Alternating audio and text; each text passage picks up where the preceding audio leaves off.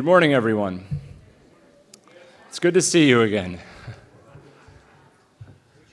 So for anyone arriving new this morning, welcome to the 2016 Political Cartoon and Satire Festival. This is the third day. This is the fifth panel, and it's a fantastic program. Everything's been going incredibly well, and before I get into announcing the panel, I just had a few quick things to remind you guys about today's events. Today is going to be really, as you noticed in the program, yesterday was kind of heavy during the day. We had 4 panels.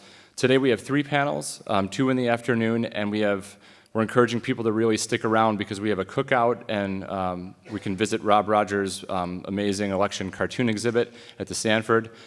And there will be a bus available around lunchtime after this if people wanted to go back to 21C, and there will be a bus to bring them back. And then this evening we have it's really the big event of the festival, this Night of the Simpsons, writers, producers, and it's a ticketed event for students. So if any students are here, it's $8 or $10, I believe, at the box office. And for us convention attendees, just bring your name tag, just like we did last night. So it'll be a really fantastic event tonight. So this panel right now, I'm really excited about. It's one of my personal favorites. And as president, one of the best things about setting up the program for something like this is you get to just reach out to and invite your favorite artists. So like I'm a fan, so I got to just reach out to some of my favorite artists in the country, and with hopes that they would share their work. So the title of this program is Small Hands and Big Hair. Dive into the art of political illustration and caricature in this crazy election year. We have 3 nationally renowned illustrators: Victor Huaz, who frequently appears in Time Magazine, Esquire, and Rolling Stone, where he's known for his politically charged illustrations that accompany articles by Matt Taibbi. And that's actually where I first got hooked on Victor's work in college, reading Matt Taibbi, and I was like, who is this? Who draws these incredibly engaging illustrations? And then we have Tom Fluharty. He has provided cover art for publications around the world, and in America for publications such as Mad Magazine, Time, and the Weekly Standard. He has a beautiful painterly style. I'm hoping you guys will all be as inspired as I am by these guys. The discussion will be moderated by Steve Brodner, who needs no introduction to our group because he's kind of one of our own at this point, but his work appears regularly in GQ, The Nation, Newsweek, The Washington Post, and many others. So let's give them a big round of applause, welcome, and Steve can take it from here. Okay. Thank you. Thank you, Adam. I want to thank him and everybody involved in putting the AAEC conference together. It's an extraordinary group, and I'm very proud to be considered to be part of it, even though I'm traditionally more on their side of the world of graphic commentary as an illustrator. I guess we can just touch briefly on what the difference might be between being a cartoonist and being an illustrator. I think one of the major differences is that if you're an illustrator, you are permanently unemployed. Cartoonists do have an idea that they might get a job someplace, and some of you actually are employed, which is a very foreign concept to me, but one that I envy. But the luxury of being that insecure means that you are doing highly charged work filled with tension, fear, and dread, which produces sometimes a high level of work, and maybe a short lifespan as well.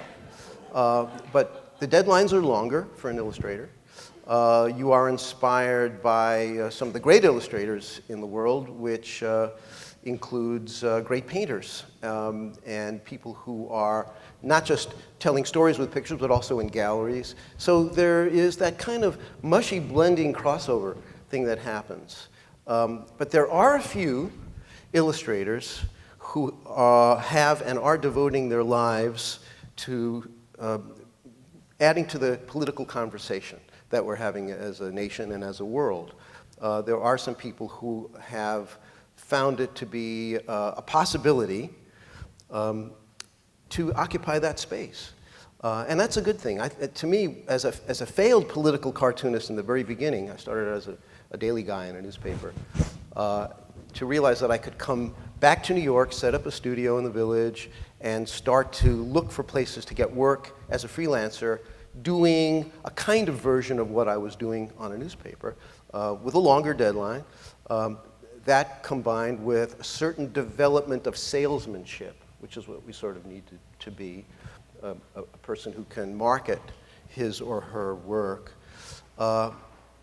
Is this long ago, or this is the last 45 years? And so it's a 45-year experiment for me, and I'm still seeing if it's going to work out. I met Victor, it doesn't seem so long ago, but it was at the New York Times, something like 1977. Yeah, you know. I had hair then. Victor looked exactly like this. Tom I met a whole bunch of years ago and have admired his work tremendously. So what we're going to do is unload our work on you, flip through our pieces, and let you see what the illustrators are doing with respect to this political election year. I would love there to be some questions that we talk about finally, that maybe the art inspires. For me, a very big question, if somebody wants to bring this up and discuss it, could be how this particular election is different than all other elections. That sounds very Jewish, doesn't it? But there is something different about this election, and I do think it has something to do with the fact that the more you throw at a certain candidate, the more we notice the opposite effect takes hold. And in my experience, that never used to be the case. So I'd love to be able to get into nuts and bolts. We have an hour and a quarter, and we have too many slides, so let's begin. Do you want to lower the lights a little bit? And then start, I guess I'll start with these pieces of mine. And Tom, we need your code.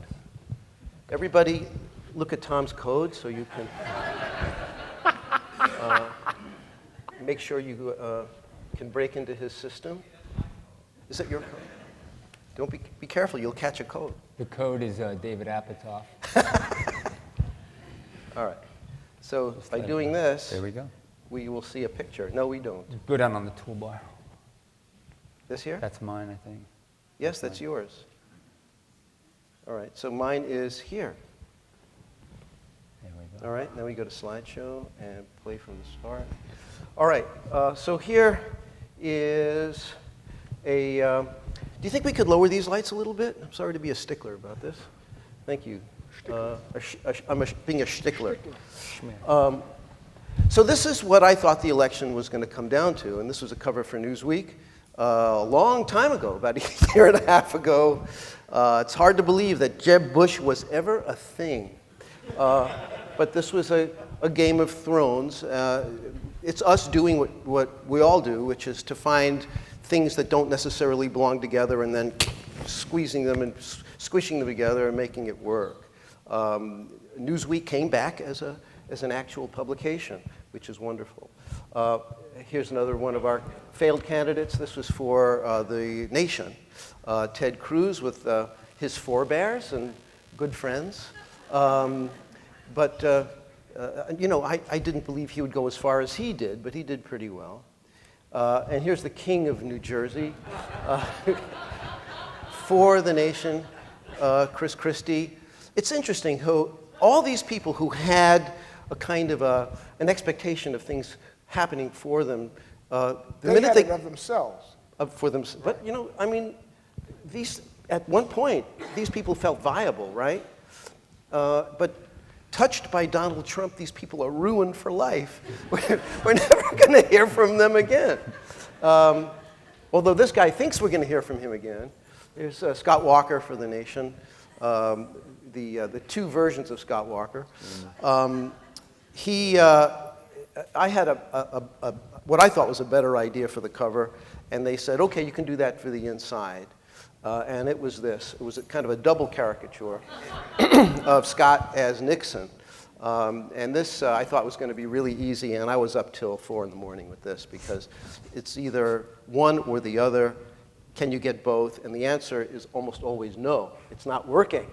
But it did finally work.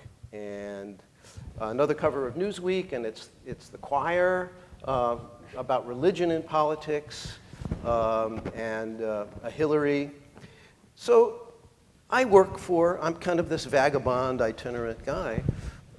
And here's Newsweek, and here's Hollywood Reporter. This is where I'm kind of like you guys in a way. I'll call a magazine, I'll say, all right, let's do a package of things.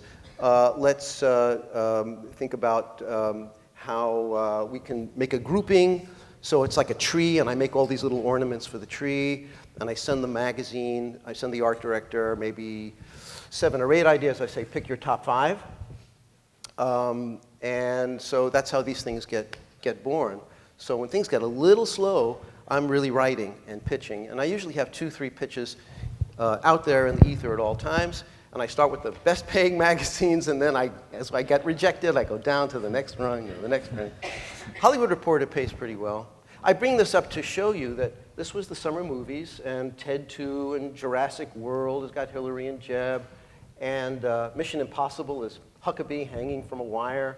But then when you get to the Fantastic Four, you'll see that George Pataki is the thing.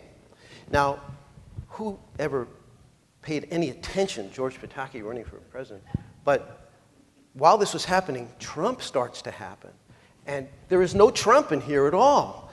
So after I did the finish, I called the art director and I said, I got to put Trump in there. So I replaced the head. And that was my first Trump of the season. This is actually my very first Trump ever. It's from Spy magazine in 1988. Wow. And,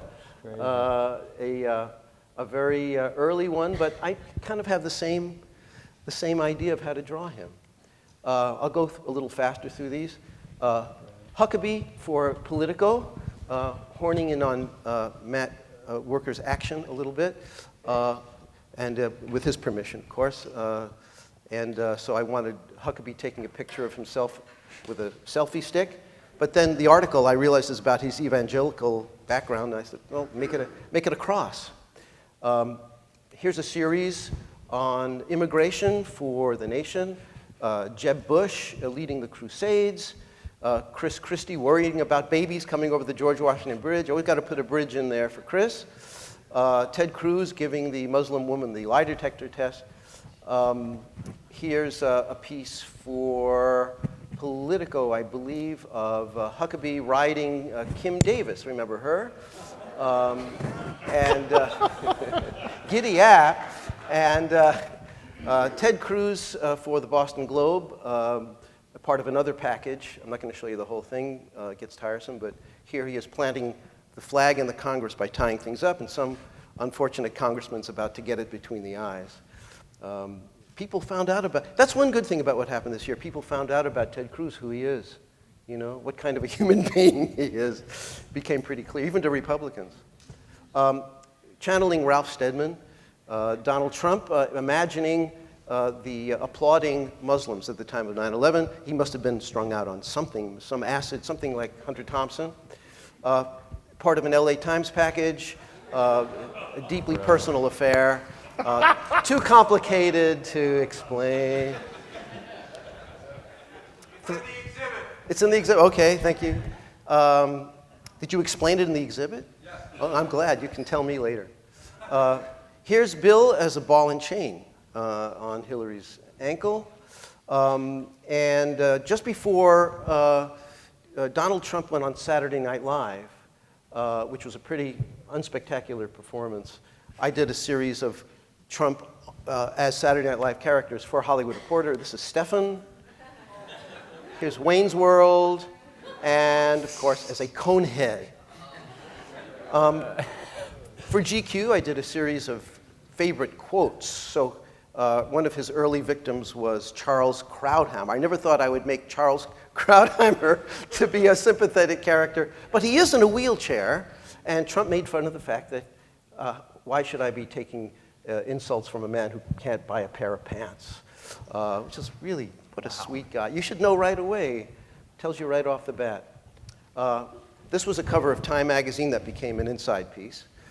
Trump providing his own hot air. And it is in here, after all. My comment for The Nation on what's underneath the comb-over. It's really underneath the comb-over. Not the cover. It didn't make the cover. Well, thanks, but I'm glad they ran it, period. This is from the Village Voice. Vic and I have both been working with Andrew Horton at The Voice because they have been purchased by, luckily, a financier who loves caricature. And so we are greatly encouraged to do things like this. It says Trump as the toy fascist. This is an idea I pitched to the Boston Globe, the cabinet that Trump would have. Sarah Palin as Secretary of Education, and Bobby Knight as Secretary of Defense, and Hulk Hogan was supposed to be his vice president. I don't know what happened to that. I did one for Hillary also, Kim Kardashian as Secretary of Education, Amy Schumer, Beyonce, Rosie O'Donnell, Snoop Dogg, Lena Dunham, and Warren Buffett. I have fun. Hillary finds that some women are not entirely supporting her. This is for Boston Globe. Here's kind of an even-handed illustration for the New York Times. It is the New York Times, and it was an illustration project. But my rationale was to show how both candidates saw themselves in media, and that's what the writer is writing about.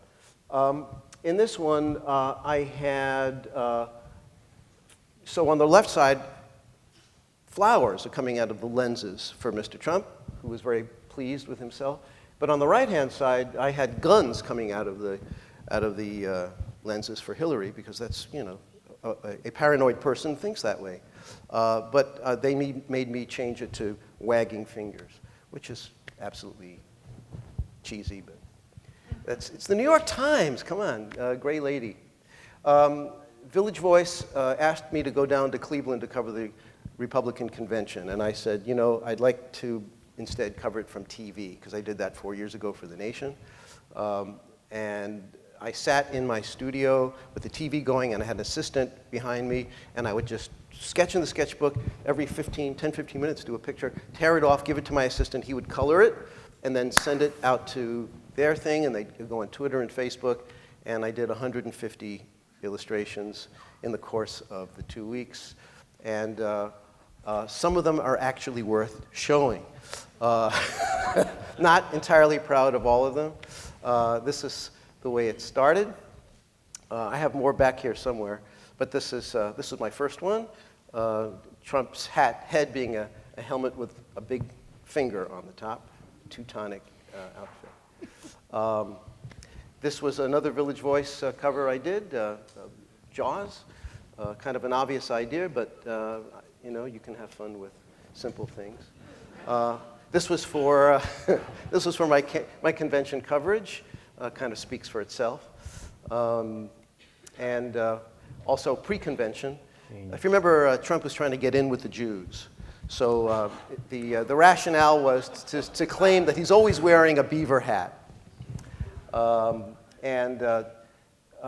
During the conventions, I was enjoying using a Varsity fountain pen, you know, those disposable fountain pens, and just not taking any prep, just taking the fountain pen and doing a 5-minute drawing with it. And as you can see, when it comes to Ivanka, I didn't care if it looked like her or not, as long as I made my statement. So here she is as the princess, and it's an actual quote. I was trying to get the real quotes. He has the kindness and compassion to enable him to be the leader that this country needs. Giuliani always looks like this to me. He's a screaming skull every time. I'm thinking, like, die, Dracula, die. And Sarah Silverman said this, and I just quoted her, and I don't know, just some people are just fun to draw. And here's a full page for the LA Times of just a couple of weeks ago, where the order has been a little shifted around here, but I gave them 8 ideas, and they took all of them. I said, boil it down to 5, and they said, we're going to take all 8, and like an idiot, I said, okay. So I worked really hard over a short period of time, Hillary Clinton's debating partner in preparation for the debate is Sean Hannity in drag, and Trump's, or rather, that's Trump's partner, and Hillary's would be Chewbacca. More from the convention, Paul Ryan in Trump's pocket, number 2B pencil on Canson sketchbook paper with Photoshop. Here's a scene of Hillary actually in Benghazi. We don't really, never seen this one before, but she was there with a rocket-propelled grenade. Here's Trump Jr. In leopard skin, saying, the business I was taught by my father is to make the tough decisions, and he certainly does, especially when it comes to Skittles. Last, and maybe least, is this piece that ran in The Nation, a real cartoon that I came up with and sent to them that I think embodied the idea of Trump's statement of how he could shoot somebody on Fifth Avenue and still get a lot of support. So I drew him firing at the Khan family. Mr. Khan produces his constitution. It ricochets and hits Trump in the gut. And yes, people are cheering. They're approving heartily of it. Okay, so that's mine. And now on to Tom. Thank you.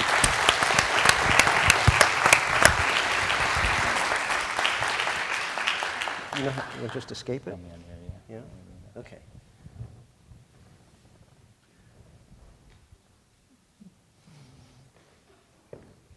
Excuse me. Adam is seeing. You're down below, right? Sorry. Yay, Adam. Top. Just go to top.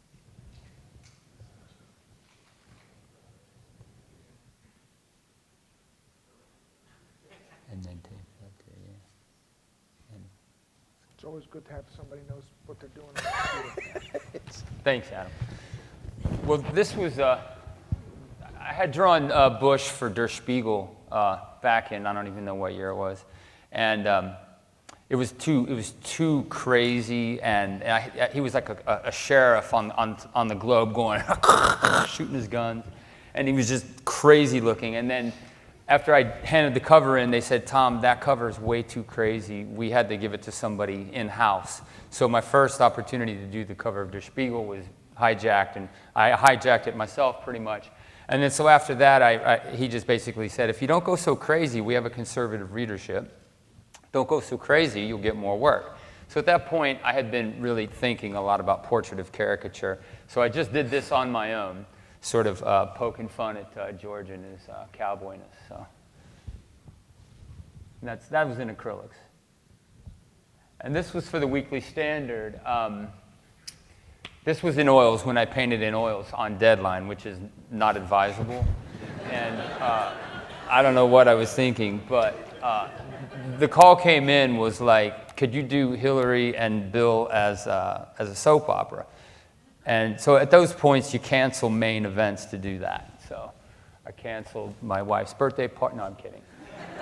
Did you scan it? How did you? Yeah, I actually scanned it. Well, yeah, you're painting with medium so that it dries. Okay. And yeah, it was, like I said, it's not advisable. But anyways, that was too much. I just Googled soap opera, and the image that came up was just crazy, dramatic moment. And then I have a love affair with Hillary, unfortunately. I love to draw Hillary. I don't even know what it is, but I never get tired of drawing Hillary. And so this was just a study that I did that'll show up in another image. And then this was for the Weekly Standard as well. with her. They actually ran this along the bottom of the page, and all across the page she was dripping documents. And so that's actually digital. So you could do that in a day. It might be a day that it takes you. So it's a lot faster. And this was a painting I did back in acrylics back in the day when Hillary was getting ready to run in, what year was it, 2004 maybe? And 08. So I kept seeing this image in my head, and I couldn't kind of shake it. And the title was Sir Hillary Poised for a Takeover. And so I just heavily relied on one of my favorite painters, and did this. It was just a promotional piece. Favorite painter was? What's that? Favorite painter? Oh, Jean-Auguste Dominique Ang.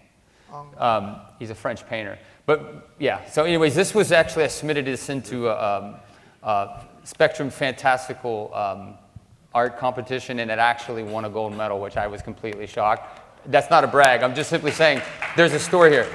They actually split the whole panel because people were really upset at this piece because they didn't think it was, what's the word I'm looking for? Politically correct. It was political, and that's more of a fantastical space Star Wars kind of a competition, but they let it in, so it was pretty crazy.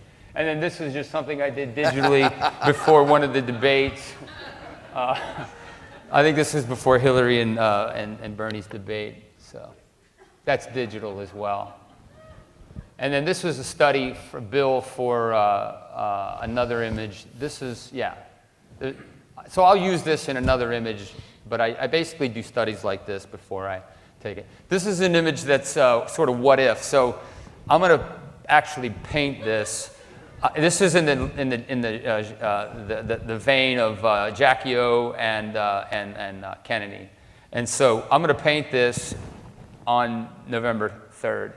And if she makes it in, it'll run. If she doesn't make it in, it'll run either way. So it'll have a little visual commentary to it. Weekly Standard? No, for me, just for me. yourself? Yeah. Yeah. I'm basically getting ready for the election. And then this is a cover for the Weekly Standard, What If, or Worst Case Scenarios, I think it was. And so I had this idea, I had a few options for Trump's face, and it seems like the more I draw Trump, his hair just gets more crazy.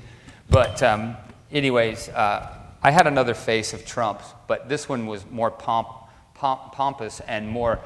So I just thought it was really the right face to choose, you know. And this is just an oil painting of Hillary that I did in my free time. You can see in my free time, it's sort of consumed with Hillary, which is, I think I need help. Here's a Trump. This was a study for another image. And that's the actual image. So this is the actual painting, and that's digital. And that's usually about a day's worth of work that I have. They run these as little spots, and I just paint them digitally. And then this was a recent cover that was changed in the middle of the day. So I was drawing Putin moving these guys around on a chessboard, and they called me, and I had worked all night on it, Tuesday night, basically, and then it's due Thursday. And so basically they called me on Wednesday in the afternoon, 3 in the afternoon, and said, okay, great, we got your sketch. We want to pay you $500 extra. And I was like, amazing, sweet, awesome. And he goes, we're changing the idea. And I was like, what are you talking about? And now they said, now it's supposed to be a 3-ring circus, which no one's inventing the wheel here. There's always a race, a horse race, 3-ring circus. Anytime you get this, so we have to make it different and make sure you have never seen this before, but we're not inventing the wheel. But I just, again, this is great material to work with, these guys, both Trump and Hillary. So then Putin was thrown in there as well. Sorry, did I go the wrong way? Okay, and then this was again the Weekly Standard, and this was one of those calls where it's like, Wednesday night I'm hanging with my family, or Tuesday, and I'm hanging with my family, and all of a sudden I get a call, you want to do Trump as King Kong? And I'm like, absolutely. So I saw it immediately, And again, you have I had about a day and a half on this, maybe 2 days, but because it's digital, you can sort of fly through it. Do they ever call you and say, here's the article, what are your ideas? Or is it mostly that they do some of the concept work themselves? Yeah, it's a great question.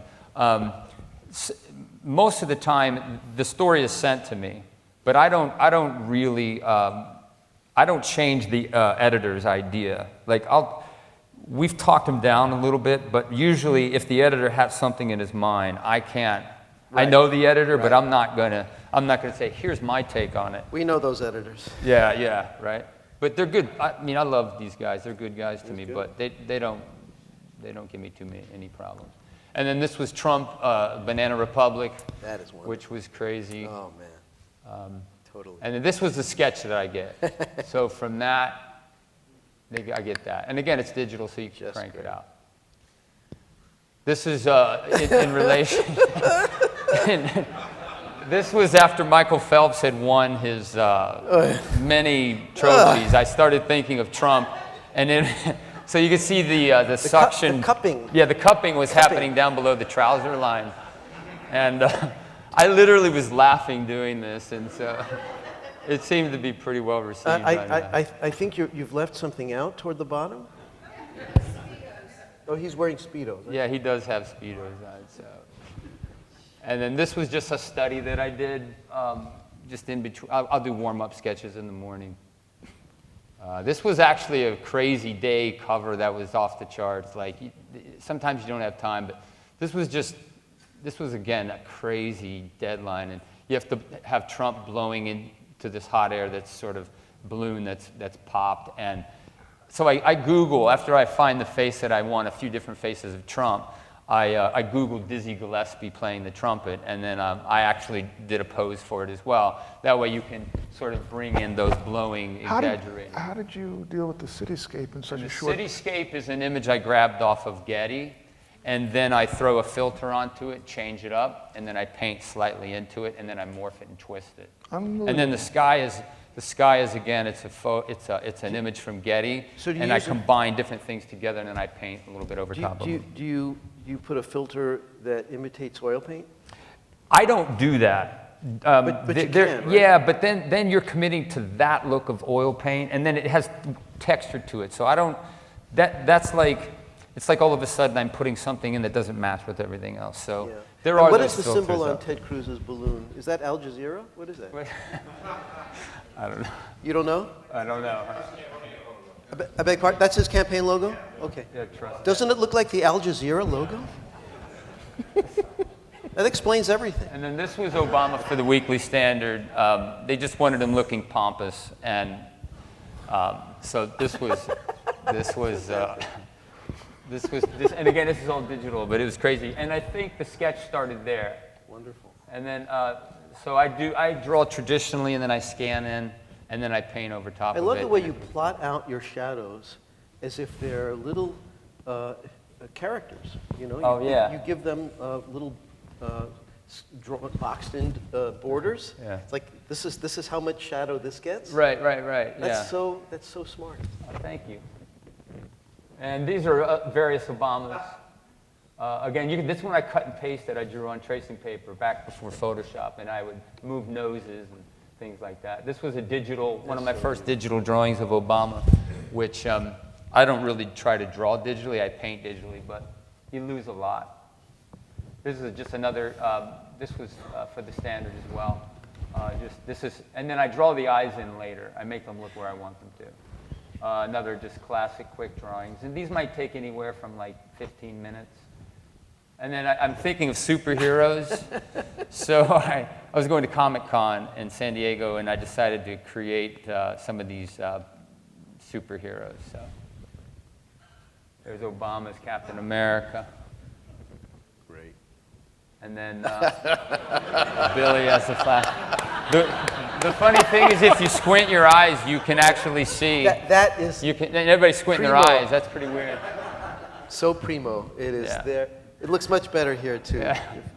It's a little muddy on the screen. Yeah, this was one I actually laughed at. Sometimes I laugh as I'm doing my... If you're laughing... That would be the pose. That's me posing as Obama. And then there's Hillary as a superhero. The dog down below is freaking out. And that's the picture I used, one of them for him. These are other studies of Obama's back of his head. Another Obama face. And these are just a dog that I've been drawing dogs, so I think I can stop. There's another dog. This one's called Let Sleeping Dogs Lie. But we do, outside of the politics, we do this. And there's my other dog. I think that's it. Thank you. Thank you. Marvelous. Thank you, Steve. Fantastic. And I never saw the dogs before. They're fantastic. Before I even start, I just want to say it's quite a privilege to be here, and I have no envy for the responsibilities that you as editorial cartoonists have in terms of being brilliant every day.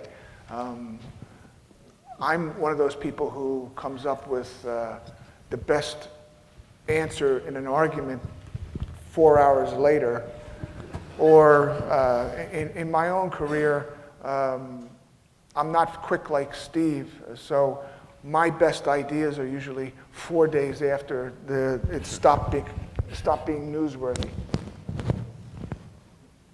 Vic is very modest, and we have to all forgive him for that. Way too modest. So, Could you press slideshow on the top? oh, I'm sorry, I didn't see. This is better. Please. Oh, we did it again. There it is. There you go. Yeah. It only gets one. Okay. So now, press that. Look at that. I posted this. I'm putting this here because it's a lesson in certainty. The Republican Party did not destroy. As a matter of fact,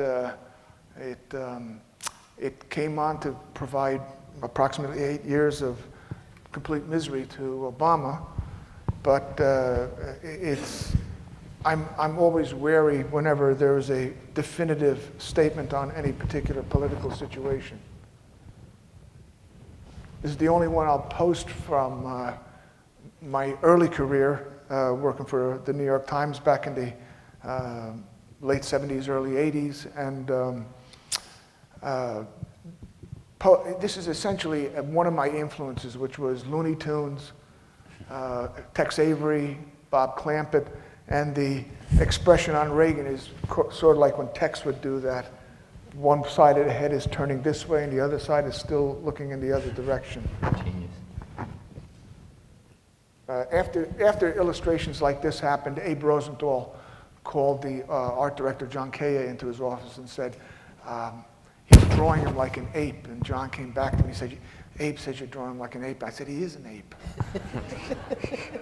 I stopped working for the Times not soon after that.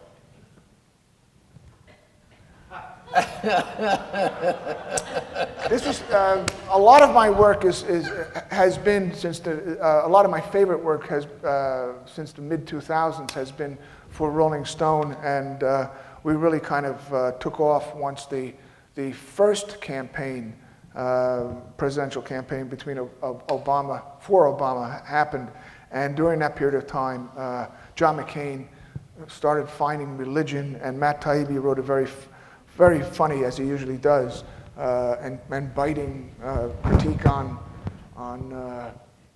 McCain's lack of real religious fervor. But it was probably my most anti-Semitic Jesus I've ever drawn. Sort of like an even-handed commentary, also for Rolling Stone. It was, and it was one of my more straight-on exaggerations.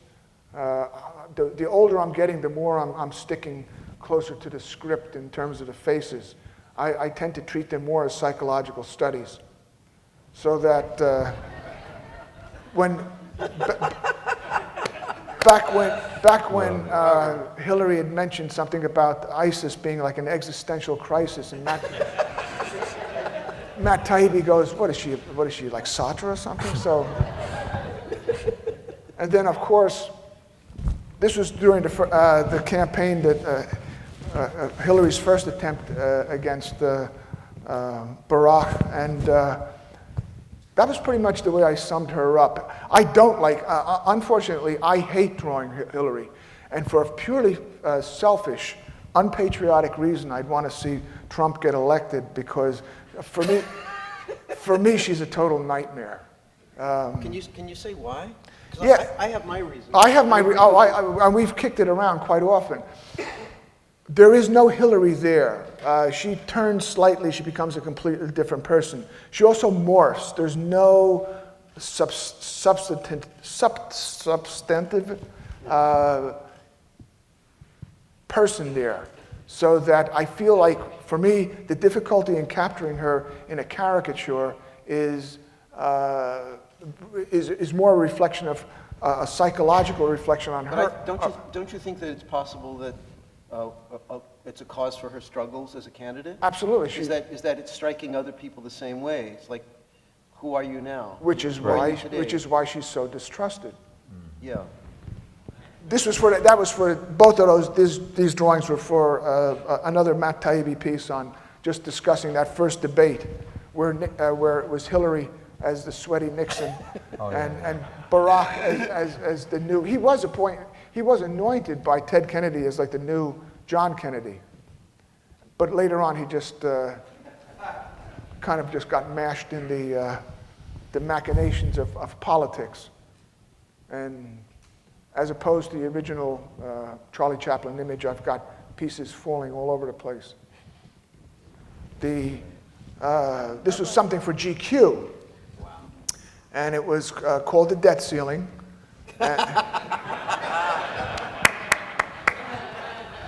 And it was a 5-day, no, it was a 3-day, 3-day, 24/7 piece for GQ.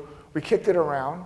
It was 3-day deadline. a lot of coffee, but it was an opportunity to not only parody the Michelangelo, but also just to get as many faces. The only person I forgot was Grover Norquist, who was such a factor, and nobody mentioned that during the discussions with the editor. By the way, in my situation, when I work for like Rolling Stone, I'm very fortunate to work with people who get it, who really trust the artist to pretty much manage the idea. Sometimes they'll tweak me, but for the most part, what I illustrate is pretty much what my concept. Going into this current campaign, this is an old now I think Brocky and Bullwinkle. Remember when Bullwinkle kept on, watch me pull a rabbit out of the hat, and he kept on pulling out something wrong, and in this situation it was the GOP continuing to pull out skunks. Also note there's a very, Trump also doesn't factor. I almost put him in as an afterthought in the illustration. This was how early on it was. But Right, he's not central at all. but Marco was definitely another skunk, and who's soon to find himself in that Moses moment where the audience the electorate was going for the golden calf, who, by the way, is hung well in that picture. Do you find Rubio hard to draw? I do. I don't find Rubio. I think, no, Rubio for me was a joy because he was kind of like a little bit of Peter Lorre. He was a little bit of Edgar G. Robinson, a young Edgar G. Robinson. And if you really looked closely, you didn't even have to look that closely, but there are any number of pictures where you're looking at the eye activity and you're going, God, if I was like a police artist, I'd be drawing this eye activity going on. They're just slightly off, just enough that there's either a serial killer element or a like Peter Lorre in M. There's just that really creepy factor to him. No clown cars. This was a piece by Matt, and by this was one time where Rolling Stone said, "Well, we'd like a clown car image. We think that could be funny." And I said, Have you Googled this campaign so far? There's 8 million Republicans coming out of a clown car image already. I don't want to do a clown car, so let's do them coming out of an elephant's asshole. with the biggest clown being squeezed out like a hemorrhoid. So this was great. It's marvelous. It was fun They went with taking faces and putting paint on them, white facing, and Emmett Kelly and them out. But just to say parenthetically, it's also one of the best Trumps, just in terms of caricature. Yeah, it's great. But it's very straight. If you really think about it, it's a very straight portrait. Well, sometimes that's As opposed the to, most effective way to go, is just to really just blend it. And the further the campaign went on, the more Trump's hair just kept on falling lower and lower in front of his face, for me, at least. Remember, how many of you ever read Dondi? Dondi had this friend, this kid who had another guy, and he had this blonde hair that always went over his eyes. And the more the campaign went on, the more I'd watch Trump, as little as possible. I'd say, well, he's kind of got that Butch thing going on. But here, the reference is obviously Bergman. I like to steal. I like to reference classic imagery, either from fine art, great cartoons, old Popeyes and Bugs Bunnies and stuff like that, or great films. And this was a perfect opportunity to parody the Seventh Seal. At this point, Trump's hair is completely over his face. And this was for the American Prospect, and there was a huge red background that I threw into when it finally ran on the cover of the issue. But I really enjoyed just focusing on the characters themselves and the fight going on, the chaos. It's great. I liked, and in one sense, Kasich was very funny because there was something very blockish about him, and with those sad, mournful expression all the time on his face. He made a transition from being a kind of a drone-like lieutenant for Gingrich to doing a reasonable imitation of a human being. Yes, and I could have actually conceived of him, until he started talking the religion stuff, and it was like, oh God. Anyway, Yeah, he might have had a future in the Republican Party if it hadn't gone south. well, right. Also for Rolling Stone, it was basically a wrap-up of the Republican convention, Brilliant. referencing Hieronymus Bosch, and that's Ted hanging off the tree. It's Jesus appearing, coming out from limbo and just realizing he's probably better off going into limbo. Somebody dropped There's somebody their apparatus. Anyway, and the traditional Republican, the GOP elephant being fed to the fire.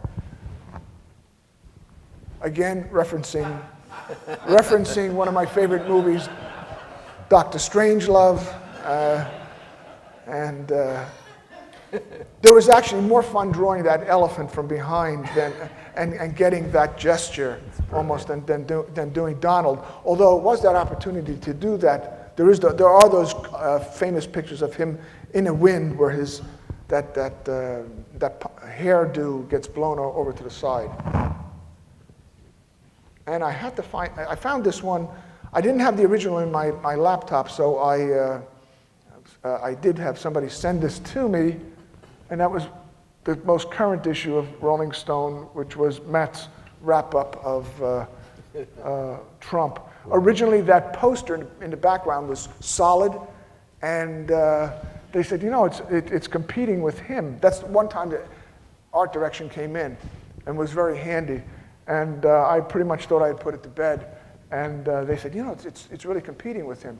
So I came back and I said, well, I'm really not good on Photoshop, fixing things like that. So I did it again. I'm bricks and mortar. I'm very analog. So I went in with a sponge and I just started screwing with my illustration, just rubbing it and redrawing it. Warning. It's genius. A problem with your primary system. Jesus Christ.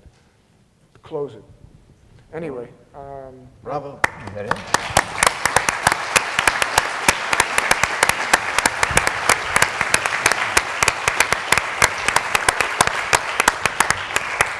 So, between these two guys, you're looking at a wide range of ways of looking at how to handle a microphone. And everybody has their own unique style, of dropping mics. But that must mean he's a rapper, right? He's dropping the mic. But Tom is an amazing portrait artist who is looking for ways to kind of infuse point of view inside the face.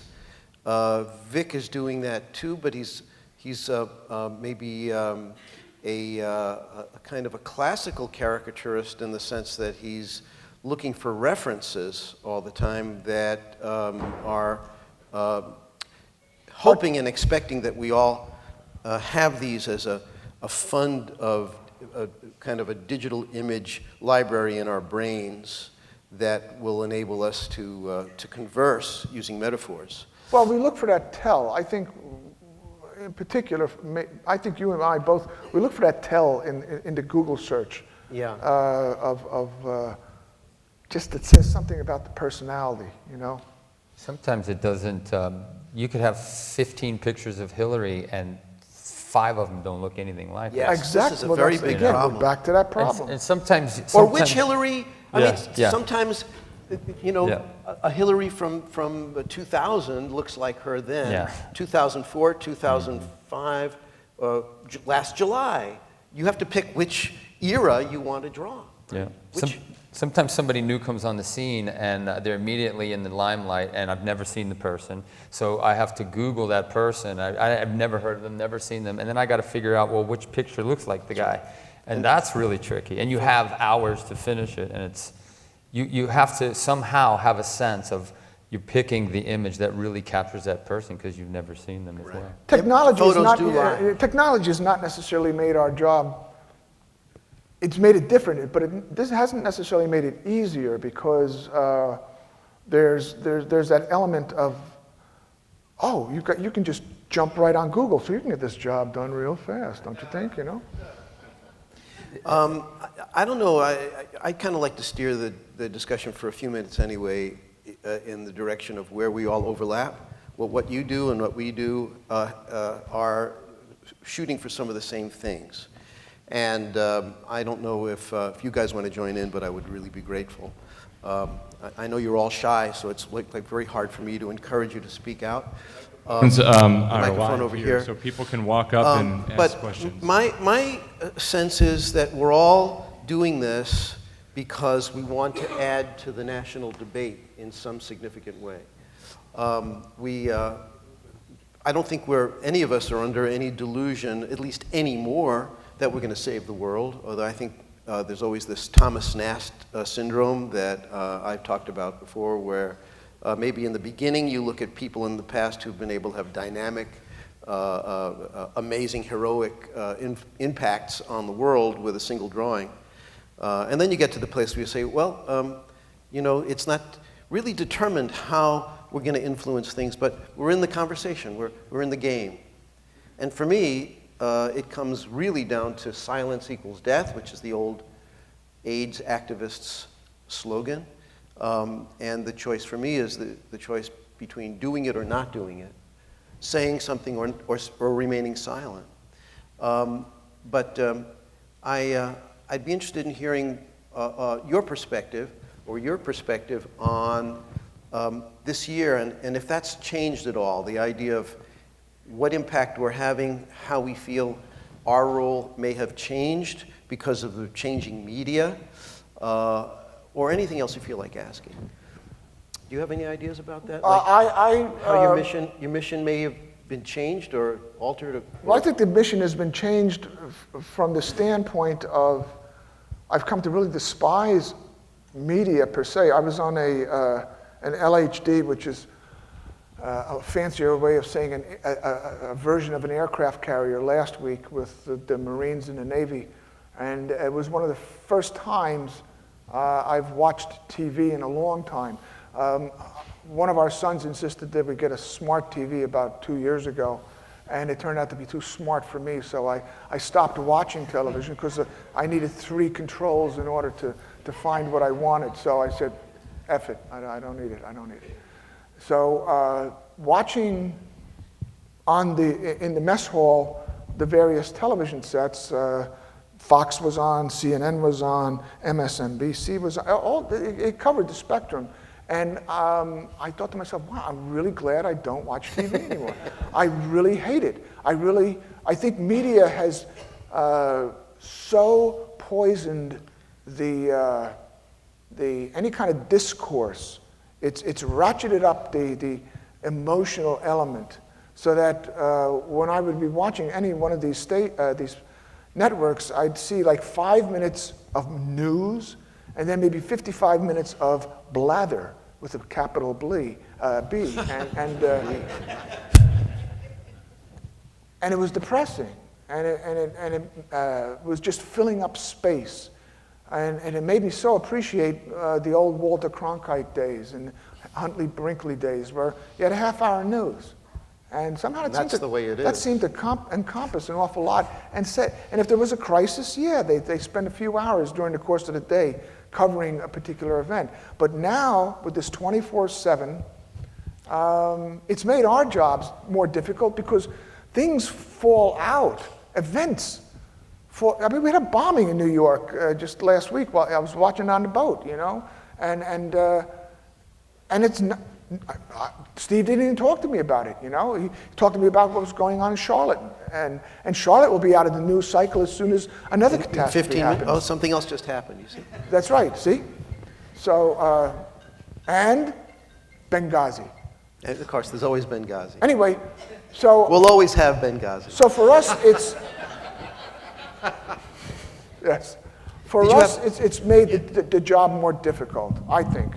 I would add just one last thing too. Make no mistake about it, we have convictions. So we are not passively painting and drawing and making imagery. I'm making Hillary look as stupid as possible. Like, I don't like Hillary, so I am enjoying the process, you know, of delighting in displaying her and making visual commentary. So whatever our convictions are, whatever we feel, we're always communicating, visually commenting on whatever our positions are. So I don't really know of anybody sort of passively sort of making imagery, and nobody's saying that, but it's an interesting thing that I'm an we show up. impassioned dystopian, so. I'm cautiously pessimistic. Yes, go ahead. First of all, yes, I fell down in my own town. That's. I got a question on the reference material, specifically to Tom, but all 3 of you. When you're grabbing the Getty images and you're reworking them, I mean, that's a great shorthand. But also, I mean, you can tell that a lot of okay, you found a great shot of Hillary or Donald or somebody that you used, and you could trace that back to, say, the photo that you found online. And I'm thinking specifically of the Shepard Ferry case. Have you ever had any problems, do you have permission from Getty to reuse those images?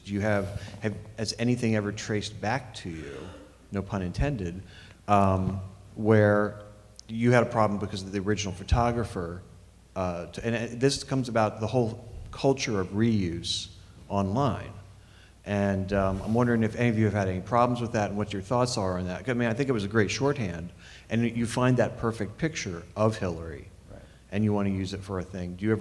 Have you had any problems? I've never had any problems. I do think about it. It's been discussed numerous times between the art director and myself and whatever. But I've never had any issues with it. If you were to look at the photo that I'm taking, I usually find one awesome shot, and it has great lighting on it. So I'm not messing around and trying to change things. But then I might have to have another image of hair or whatever, and then you know, so however I can make that one image. But that face, I spend like a long time. I spend like an hour, sometimes hour and a half, 2 hours to really find the face that is nails what I'm going for. And then I play in and I play it up and said change it up. But the initial, everything is essentially there. I guess if somebody, and the whole body's completely changed. So if they came up to me and found that face and came after me, maybe, but I don't we're think, talking I don't think image. We're anybody talking would the have whole a image. case. The Shepherd Fairy thing was again, it was more the cover-up than If you could move the ribbon actual away from the mic, that might be lifting of rubbing the it. image that sunk him. Sure. He, Just separate. the image that he used Maybe was a we- very, you could find a lot of photographs where we're looking at Obama from the chin up, similar to that. But he did use a specific image. His problem was that he denied it, and then he tried to hide it, and then he tried to do all sorts of other stuff, and that just sunk him even more. Yeah, and I actually thought the case was BS because, I mean, when you saw the photo next to the poster, he clearly had just used that as, you know, a reference piece. Right, He didn't and- trace it. He didn't do anything else. And he morphed it into a comment of his own, you know? So, yes, I agree. It was more or less a BS case. You know, after Roy Lichtenstein, I don't think there's going to be, it's going to be easy to make that case. Once you repurpose something and put it into a new frame, into a new context, it's changed. And, but, you know, Lichtenstein actually re-rendered precisely. These guys are caricaturists, and once they get a hold of a piece of reference in their hands, it's altered. Once you've altered something, it's yours, Right. I think. Anybody else?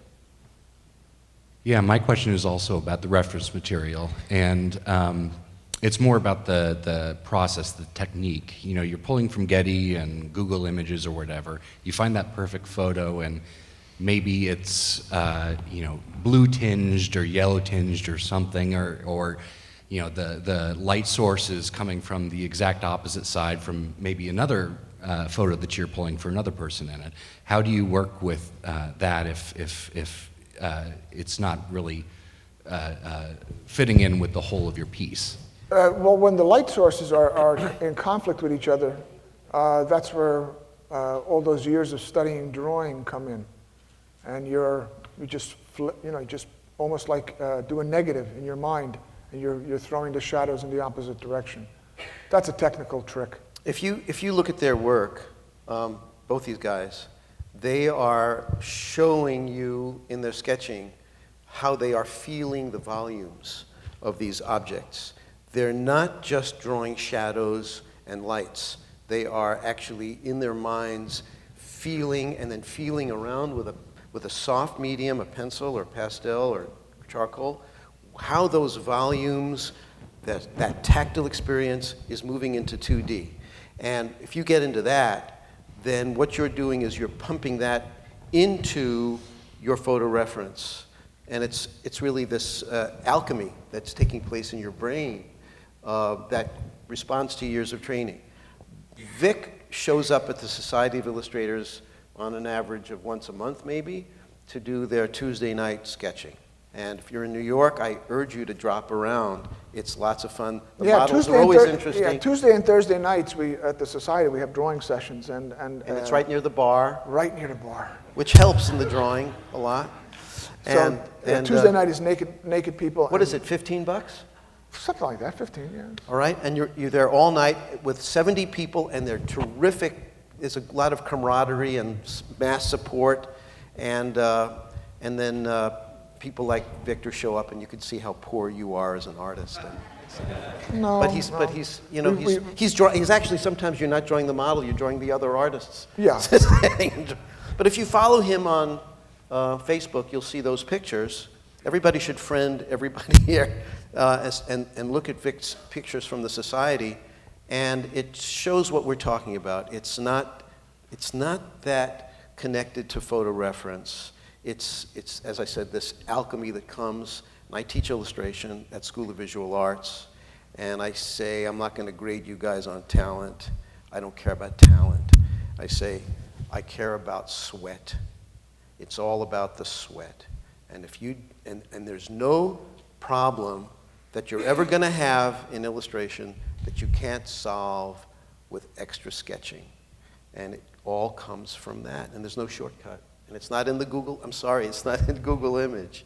It's in that and this and this and memory, sense memory, like acting, you know? We're drawing from years of information and practice and repetition. And study. angst and fear and anguish.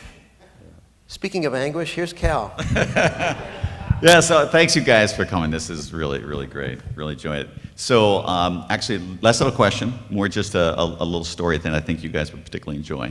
Because you had mentioned about this notion of a new character coming onto the scene and how do you draw them. So there is this Irish cartoonist that many of you may have already met, Martin Turner, who'd been to some of our conventions in the past. And he tells a story about an editorial illustrator just like you guys in Ireland. And it was before the internet, and he had been invited into the newspaper to draw a new politician who'd just come onto the scene.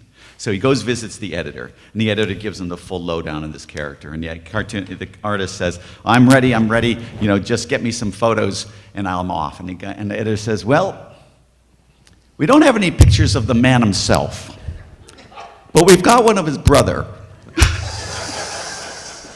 That was it. So I thought that was the best story I could get on getting. Did he draw the brother and then sort of imagine? I don't know the That rest of the would've story. I been- just leave it hanging it like that. Remember a few years ago, Ralph Steadman said, I'm not going to draw these guys anymore because it only encourages them? Yeah. So then he would just do politicians from the neck down.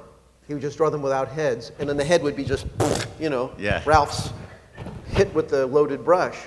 You can get away with that. That'll work. Well, thanks you guys for coming. Thank you. Yeah, Cal. thank you. Hello. Hey, Thanks. how you doing?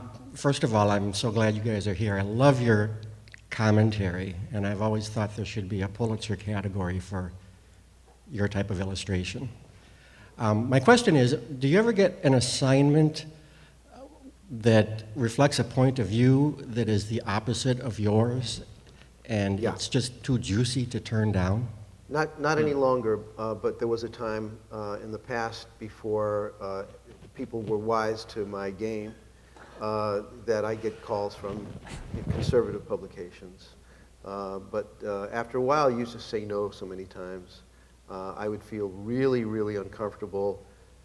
You know, it goes against the whole ethos of what I'm supposed to be doing here. Right. I'm supposed to be using magazines and newspapers to get out my point of view. And if you have no point of view, then what are you? And so I think that this whole thing, and a lot of illustrators that I know don't agree with me or don't think about it ever. And I can name some names, I won't. But to me, that's all this thing is. This is about POV. Yeah, you want to go? You want to take that? Yeah, I have convictions where I'll get a call and I just can't do that.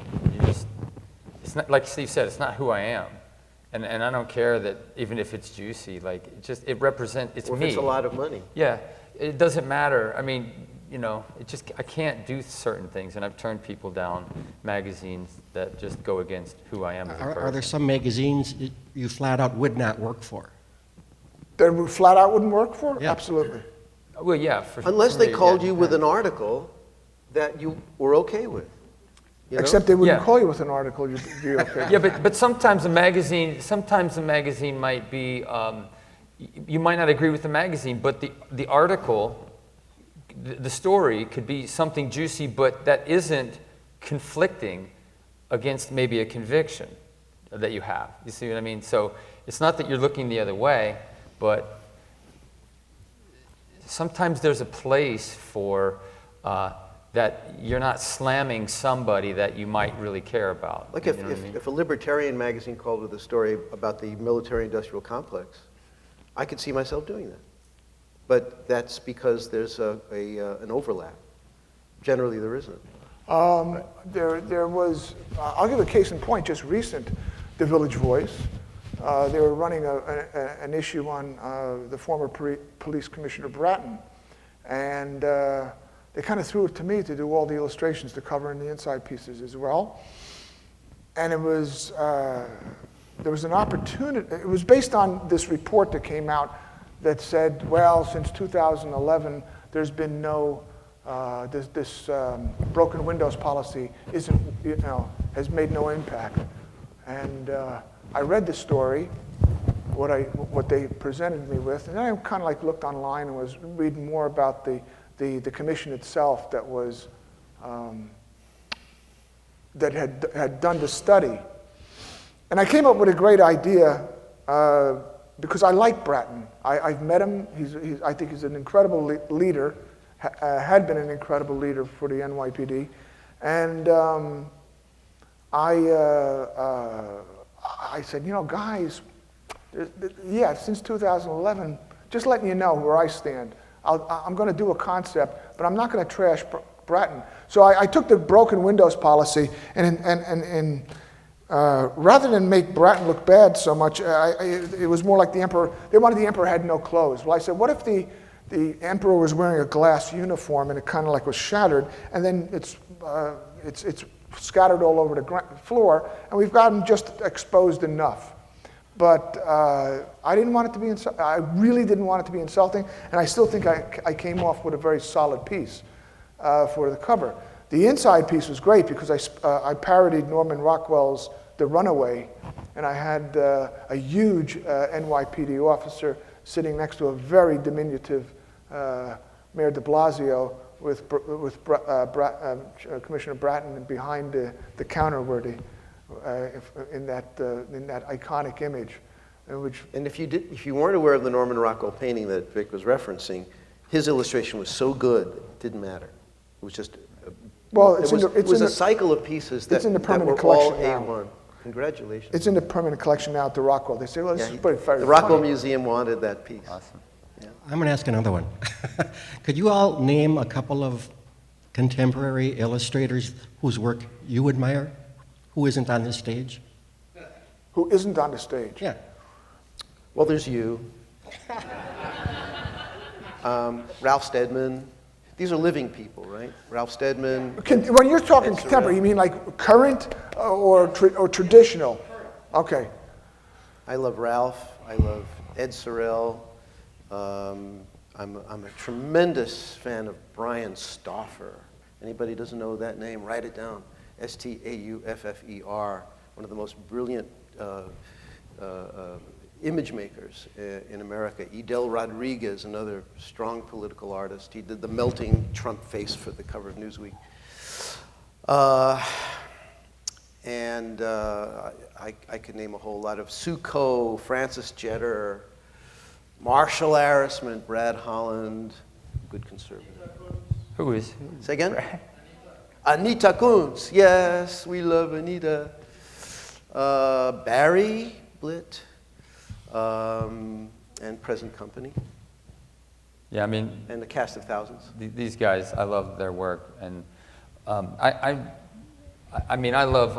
I think more image-wise now than I do just draftsmanship and just somebody with great drawing. But Bill Mayer is one of the greatest image makers I think of our time. He's M-A-Y-E-R, Bill Mayer.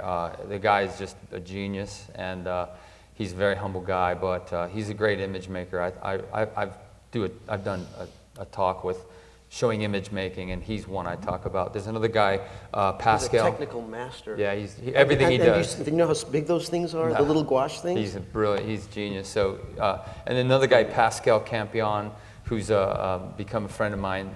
He draws for in Hollywood for movies, and a lot of the guys I really love now are probably more working for these studios, and their draftsmanship is amazing. So, but Pascal Campion is another really great image maker. So, yeah, my influences were and still remain people repeating what Steve said here. Ed Sorel, who I really felt that there should have been a school, you know, like like Rembrandt had a school of artists very much in that tradition. And I, early on in my career, I really gravitated toward what Ed was doing because that was the way, it reflected the way I drew. I kind of like find myself searching for the line, for the form, for the volume and also going for the gag. Rick Meyerowitz, not brought up. Rick Meyerowitz was a huge influence. Rick Meyerowitz was one of those epiphanies for me as an art student. And when his Mona Gorilla hit the National Lampoon cover, it was like, oh, this is what I want to do. I want to really do something very funny and absurd, you know. And so that was one. One more person, Stedman, of course. Stedman's like God, you know. Stedman, Tommy Ungerer. Tommy is brilliant. Contemporary, just about everybody that Steve's mentioned too. There are so many people, and of course now it's like, you know, this is why I'm bad at. I don't want to ever go back to school because I'm bad when confronted with a question and I got to answer right up because there's so many names that are now blanking out on me. But I look. You know, I'm going, oh, great, you know. Can I tell you a really, really fast Sorel story? 1 week, the New York Times did a story about Vic and showed his embed drawings and a series of his Wounded Warrior drawings, and which are one of a kind, very unique and powerful. And it was like was it a full page or a half page? It was full page. It was a full page in the reviews, I think the review section? The Sunday Times Arts and Leisure. Art and Leisure, okay. It was a beautiful page. The next day, I'm at Whole Foods on Columbus Avenue, and I bump into Ed Sorel. And we're talking about Victor's page. And he says, yeah, that's really good work, but of course, you know, he says to me, he says, he did them from photographs, of course. And I said, no, Vic went there. He went in with the troops. He went to the zone, and he drew on the spot. And Sorel smiled, and he said, well, maybe I should be imitating him. And I thought, that's a great coda to that whole thing. We all start out being influenced by somebody. And I could give you some names of people who start off feeling very influenced by other artists. And then it inevitably happens, and this is very important, I'm encouraging students to be influenced by people. It inevitably happens that your own individuality kicks in. And it may take time. It may take, but you are so much better for having learned what you did along the way. I think we need to be a little less self-conscious and more like children and just draw. Shut up and draw, and allow the thing to happen, and just trust, as my friend from Chile says, trust in the life. Nick. Thank you. Tom, I think you've done a few Ayatollahs for Weekly Standard, right? Yeah. And they look very well, like it seems that you followed their rhetoric or what they've been saying for years, but without, I guess, without knowing Persian. And that's very interesting for me because when you draw, let's say, Trump or Hillary, you've known them through the media, you've watched them. And that was tremendous for me to see how you portray like Rouhani or Khamenei so well. How did you get to their souls, or how did you just extract it? Well, I'm not really sure I get to their souls. I think perception is reality. So if you notice something that moves you that maybe I'm doing, you're seeing things that maybe I'm not aware of. And so, you know, we don't really have a lot of time to spend on any image we make most of the time. And so we are gathering this information in front of us, and we're looking and we're studying and we're going back and forth trying to get a read on who this person is. We may read a little bit, and you know, we're trying to build our information to help us accurately represent and draw something. So, I mean, how do we do it? I just think it's just a matter of, like I said, doing some legwork and really studying and looking and maybe even just sketching for a while till you get a really good feel for something. I mean, if you draw something, usually I teach online and I say, draw something 100 times. When you get to the 100th drawing, then you're really probably getting it and understanding it. So I don't know if that really answers it, but that's how it works. We were discussing something like this over dinner last night, where caricaturing is not.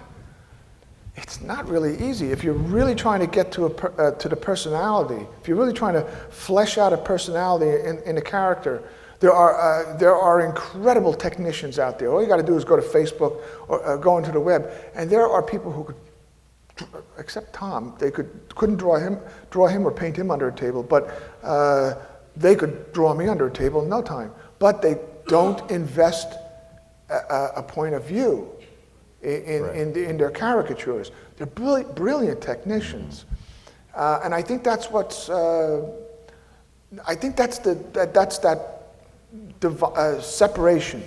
I'm going to say a radical thing. Read newspapers. Read newspapers. Newspapers are the excellent delivery system for news. It beats everything. Even as they're getting beaten up. And if you want to, has anybody read the Jack Schaefer piece on, I think it was on Slate, about the virtue? Please Google this and read it. It's one of the most magnificent things I've read in a long time. And he really nails why newspapers must survive. Because that's the only way to truly be well informed, is to read newspapers. So at the risk of sounding like a fuddy-duddy, it's okay. I can be a fuddy and a duddy. Yes, Steve, David Horsey from the LA Times. Hey. And Thank you for letting me borrow your page once in a while. Yeah, well, that's actually the one thing I want to touch on. That's why he's here. You son of a bitch. Yeah, you son of a bitch. No, actually, you made me feel worse today, because whenever you're in the LA Times, I think, God, that's brilliant, but he's got weeks to do that. Now, from what you've said, you actually draw faster than I do, so I don't know why they don't just hire you. But I'm not going to. It's okay for this to be a mutual admiration I'm society, not going to but we don't do that. each other's thing. Yeah, And it's but like, actually, there was a point you made that that you just touched on briefly that reflected something we talked about in a panel yesterday. This idea about Trump as sort of this unique individual who seems in some ways impervious. You can do the best caricature or most outrageous or most damning thing, but somehow it almost builds him up more than it does. he's like a fire eater. Yeah. Where you just shovel coals and he gobbles them up and gets and gets more fiery. Yeah. So I just wanted you to talk about what's that all about? What is it? I mean, I can think of some things, but I don't entirely understand it, except I was talking to Ben a few minutes ago about this, that an article somebody wrote saying that Trump's flaws and his faults and corruptions, lies, slipperiness, hypocrisy do not fall into the category of political figures. So it outrages us who follow political figures deeply. But those flaws do fall into a different category which we accept, which is the category of the robber baron. These are the flaws of a Carnegie, of a Rockefeller, of a Jack Welch, a buccaneering, risk-taking, heroic, greedy, money-grubbing American hero. Yeah. And if you look at him that way, and I think a lot of Americans excuse all these flaws in that kind of a guy. But right? why? But why? This is going back to the media, reality television. People have grown up with Trump now, but they've also grown up with all these reality shows where they watch people plot against each other. The winners are always the scummiest human beings on the planet. Thank you. And everybody roots for them, And this is what, more than any campaign I can think of, this campaign is a reality. It's a goddamn reality show where the rattiest bastards make it to the top, and everybody, and it doesn't matter. It doesn't matter if so-and-so on Real Housewives or whatever it is where they eliminate each other. These are the Real Housewives. What they say, everybody's going, yeah, but that's fine. That's fun. That's great fun. So we can say whatever we want about Trump. That's like, that feeds into what everybody's been accustomed to. Yeah, that Also, makes you part of the reality show. Absolutely, and also he's been on that show. People have gotten conditioned to seeing him as this executive. He sits at the and he's firing people, you know? Right. And I've heard, as God is my witness, I've heard, this is what we need. Somebody come into Washington, just go down the hallways and fire people. That's how it works. How did we not realize that that's how Washington works? You know, you just go down the hallway and you say, you're out, you're out, you're out, you're out, you're out. Yeah. You know, and this is a further dumbing down of the populace. Yeah, I agree. And So we're criticizing somebody as if they were playing game A, and they're actually playing game B, and we don't really make the shift. We don't really go to game B because we don't, as cartoonists, as journalists, as puff piece opinion writers, never did that. We never had a creature like this before. Maybe we'll figure it out before November 8th, but for now, he has a game, and he's winning this game on his terms, which is very possibly to lose this election by not too much, and then take all his supporters who will now lay down their lives for him and have them buy more stuff.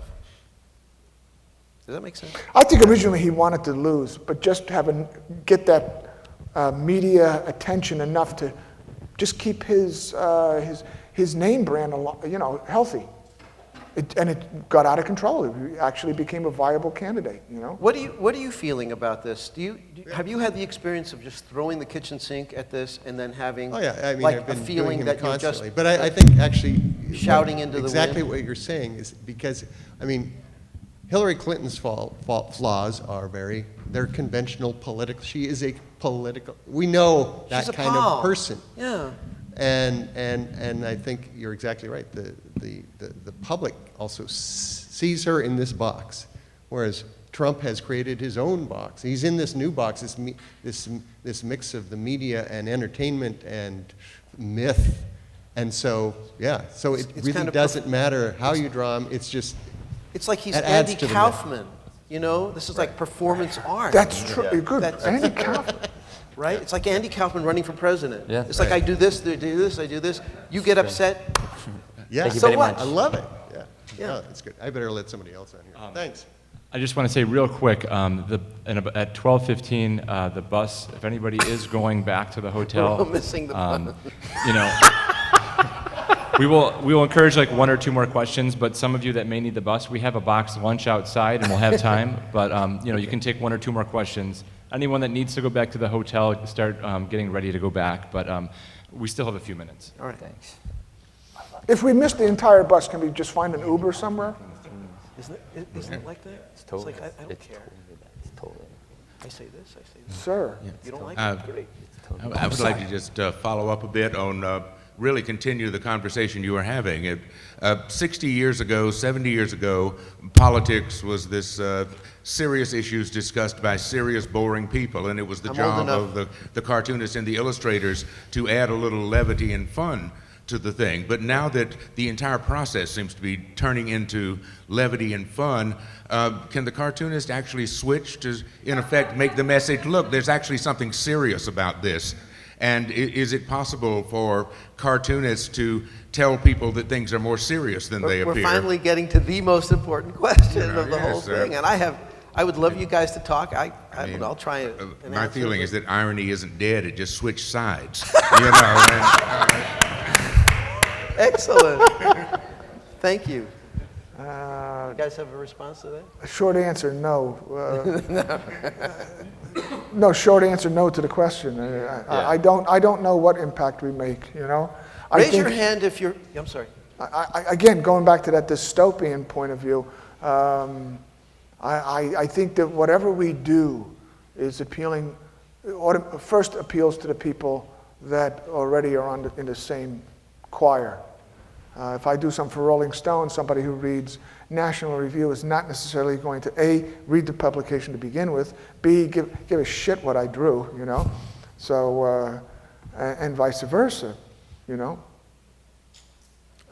I ask for a show of hands if you, as a cartoonist, have recognized this point and have changed your tactic in any way to adapt to some kind of new sensibility this year? 1, 2, 3. Okay.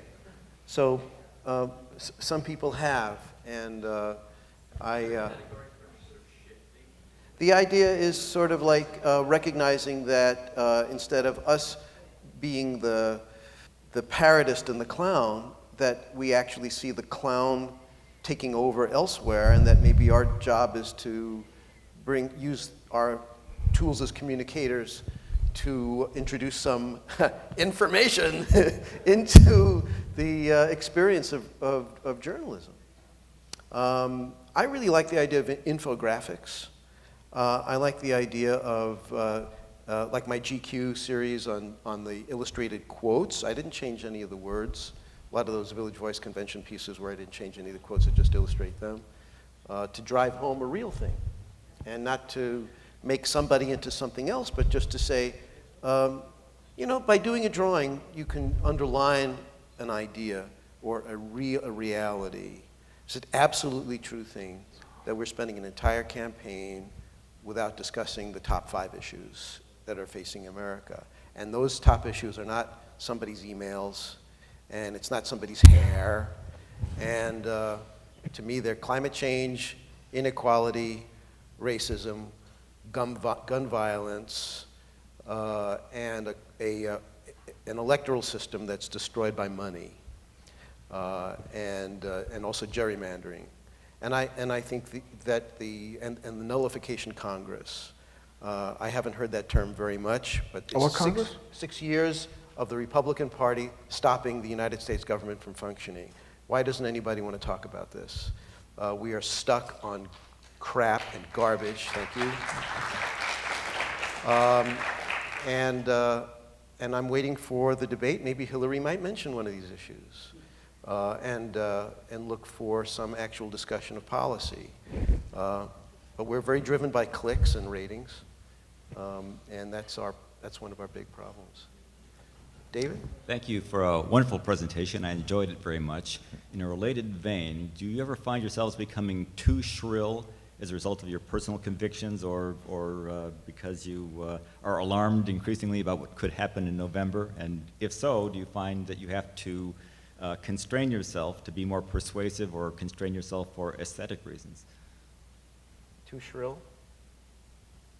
I've never had a governor, really. No such thing. You're never too shrill. No, I don't think so. I mean, you have every magazine has a temperament, you know? And so you can't, if you're drawing from, like you don't draw the same way for everyone, because everybody has a certain reader temperament. So you know if a magazine's calling you what's permissible and how far to go. Just like Der Spiegel told me it was too crazy, it was too weird of a bush. So, you know, like in terms of how shrill, I think you start learning your magazines that you're working for, and you know their temperament, and you know how to draw. So your basically, they're calling you to do what you do. So your client constraints then restrain you. You're professional enough to recognize the audience and to adapt for that. Yeah, I mean at least that's my POV. I've never thought of any successful caricature, no matter how far out, as shrill. Shrill has a connotation of something that is inarticulate, loud to the point of not expressing itself well. I think a shrill caricature is a poor caricature. Mm-hmm. The most extreme caricaturists in the world, Daumier, Goya, David Levine, George Grosz, they're never shrill. They're kick-ass. And I don't think you can be kick-ass enough. Thank you. Okay. Oh, hey guys. Hi. First of all, just brilliant, all three of you. Just Thank wonderful you. work. Thank I have a question for Tom, though, specifically. Yeah. Some of the images you put up there, you're like, oh, this is digital. I did it in a day. I did it when I was sitting on the can or whatever. You know, you just knock it out. You must be taking a lot of time in the pencil stage, solving problems, choosing color palettes, all of those kinds of things.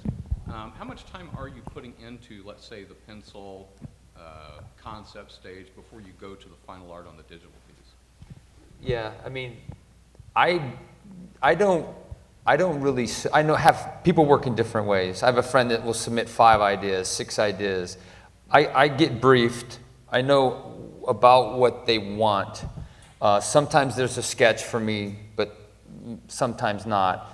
And I just, I have a good sense because I've been doing this for 20 years now. And so I really have a gut feeling that this is right on.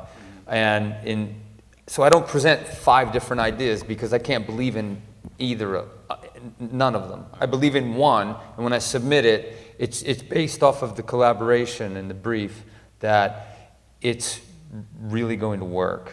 Then there's tweaks and changes, but I'm not doing color studies. This is, Rockwell had like 4 weeks on an image, and he'd mail his months. Right. Yeah, I'm talking, it was crazy. This is a digital age, so they're calling on Tuesday or Wednesday. I got a call on Thursday morning. The cover's due at 6. Mm-hmm. So that's, Really? Same day? Yeah, absolutely. That's nothing. Really, Like, that's normal. It looks like you spent a week or so on it. Just beautiful. Thank very, you. Very involved. No, I wish I had more time. I'm not trying to make myself sound like a genius, like I did this in a day. But that's the way editorial is. Yeah. And so It's also the way to get a magazine addicted to you. If you're that good, they feel that, we could call him in the morning and he'll get it out. And that, if you're involved with a weekly publication, that's a relationship. Yeah, it just happened this week. The Weekly Standard called me on Tuesday, maybe Wednesday, and I had to crank it out Wednesday night down into Thursday morning, and then I came on the plane. But I'm just simply saying that the deadlines are crazy, but it's what we love to do, so we make time for it. But in terms of all this prep work, I'm not drinking coffee, just sort of like looking at it and, backing off. And, I mean, I'm cranking, I'm moving, and everything drops. I can't go pick up my daughter from work. I'm there, Focused and involved. Yeah. One of my best professors always said, artwork's never finished, it's only abandoned. Yeah. Because you just run out of time or they run out of money to keep working Yeah, on it. right. That. So, I never know when I'm really done. It's just kind of like, okay, I got to get it done and finish it, and there's a deadline. So I would add in, too, I think and Steve kind of mentioned this, it's not so much about Google and Getty, it's really about the essence of the piece. There's an overall essence that happens and that's communicated when we create something, that it hits you. It doesn't matter if it's suggestive, meaning quicker, or photographic and tightly rendered.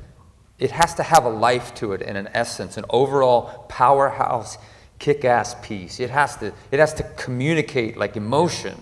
And that's what's more important than technicality. Mm-hmm. Technicality sucks. I know I could point to 10 different artists that just their work, I'm bored with it. It just doesn't do anything.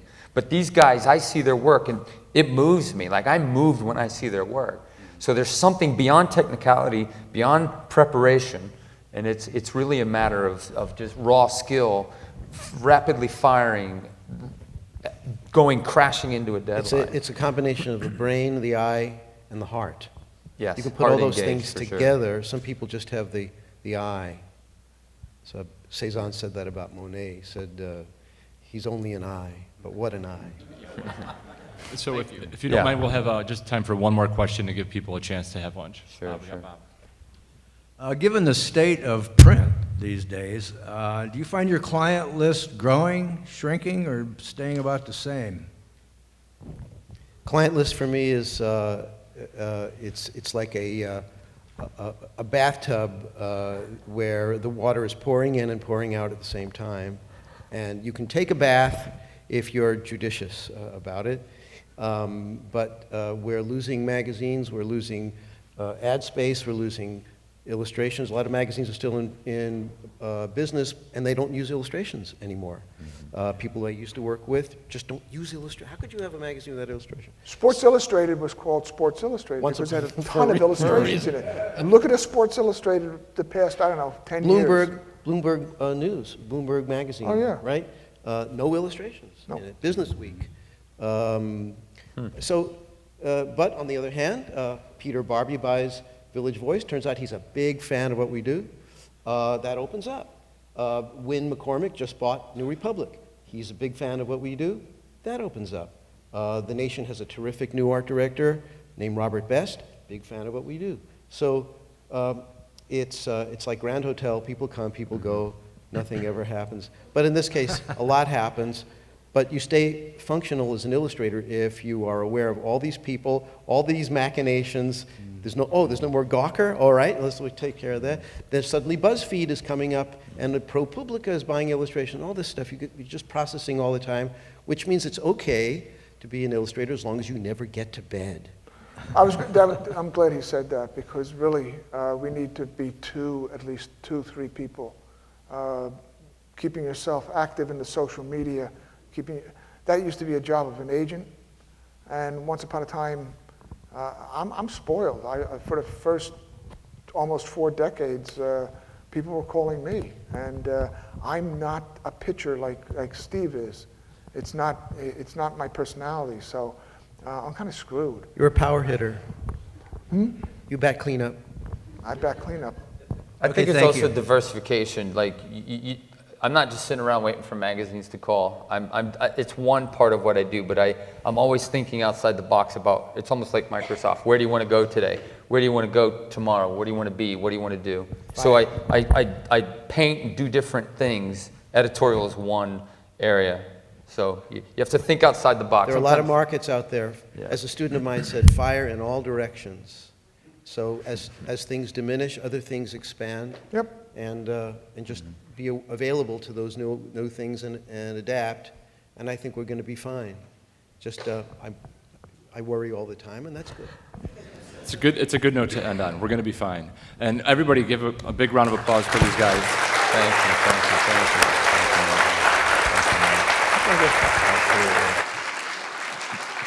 Truly amazing work, and the commentary was just amazing to hear the personal side of the work you guys provide. So real quick, the bus is waiting, so if people were still trying to make it, you can catch the bus where it was dropped us off. Stick around.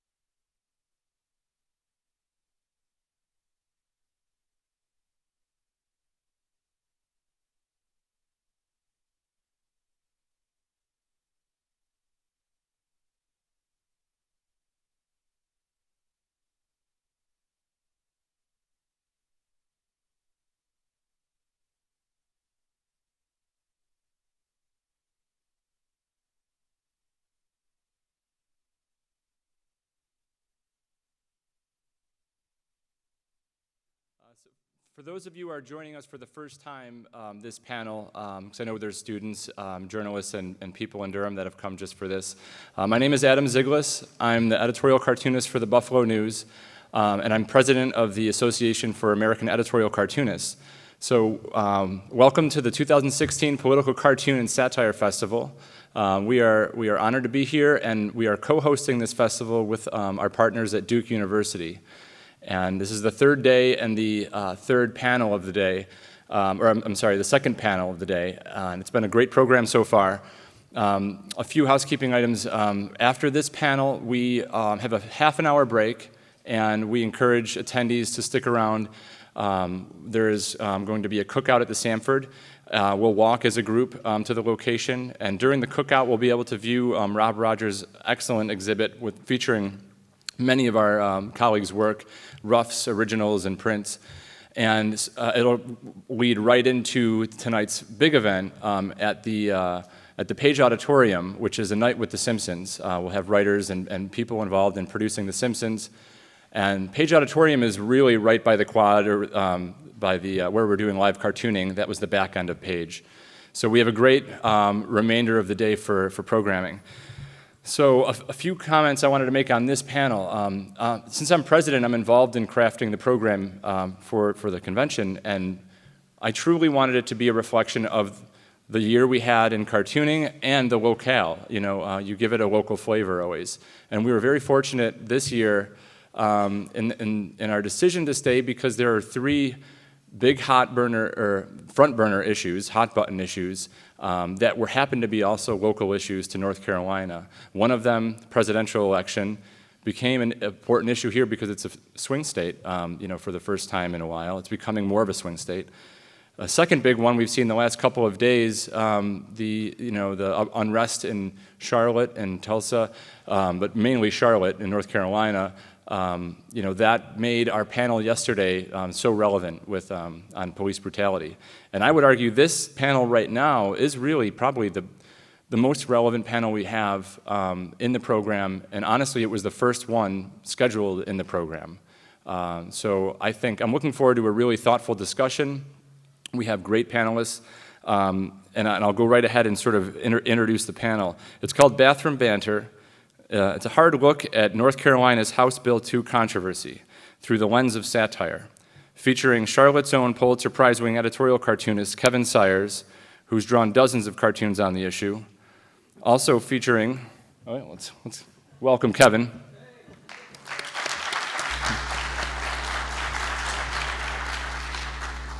Also featuring Jim Morrill, state government and politics reporter for the Charlotte Observer. Let's welcome Jim. And the discussion will be moderated by Frederick Fritz Mayer, Duke Professor of Public Policy and the Director of POLIS, Center for Political Leadership, Innovation, and Service. And I'll let Fritz take it over from here. Thank you. Great. Thank you, Adam, and thank you all for being here and at this panel, and at the other ones. As one of the organizers of this event, I'm just thrilled to have you all here, and I think the panels have been great and certainly timely, and this is no exception.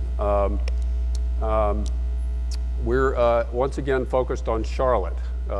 Charlotte seems to be the epicenter of national dysfunction at the moment, but yesterday, of course, it was about police and race, incredibly timely, and of course Charlotte ends up being at least the beginning of this story about HB2. It's kind of amazing that I think most of you, I can say HB2 and you know what I'm talking about.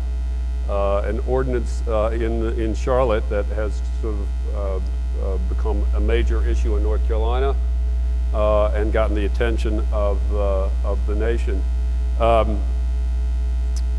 It's really, in some ways, a gift to the world of satire. You can't really make this stuff up. And as you know, everybody's seen the many jokes on the late night shows, and of course a wealth of cartoons. And I commend to you there's an exhibit in the Chapin Family Room, which is in the West Union building, otherwise known as the Food Palace. So if you've seen the lovely glass building there, it's on the second floor. There's an exhibit of cartoons about HB2 that you might want to check out. They're really impressive. So anyway, to all the cartoonists and satirists from the state of North Carolina, you're welcome.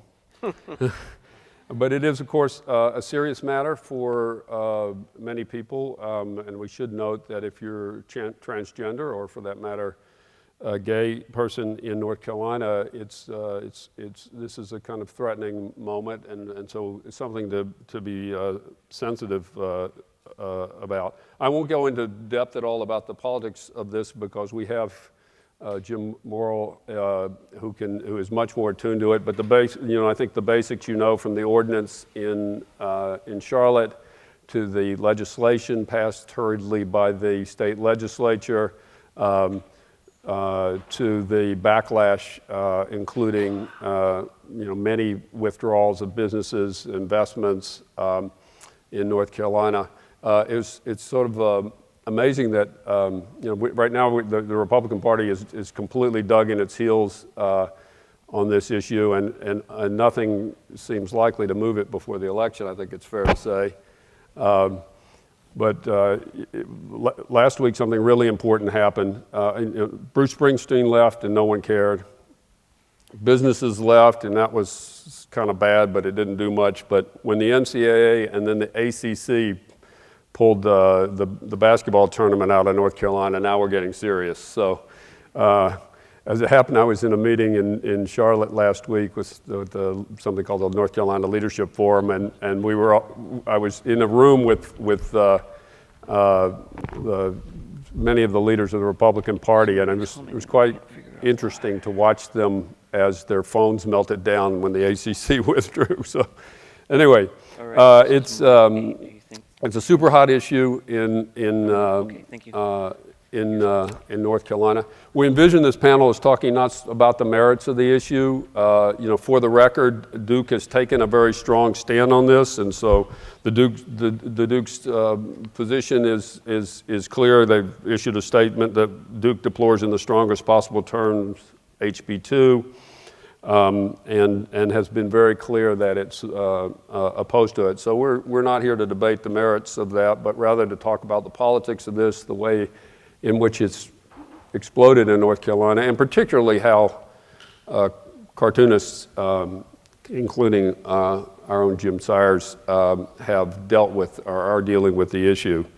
So I'll stop, and I'm going to turn over to, first I'm going to turn to Jim as soon as he gets re-mic'd. We're really fortunate to have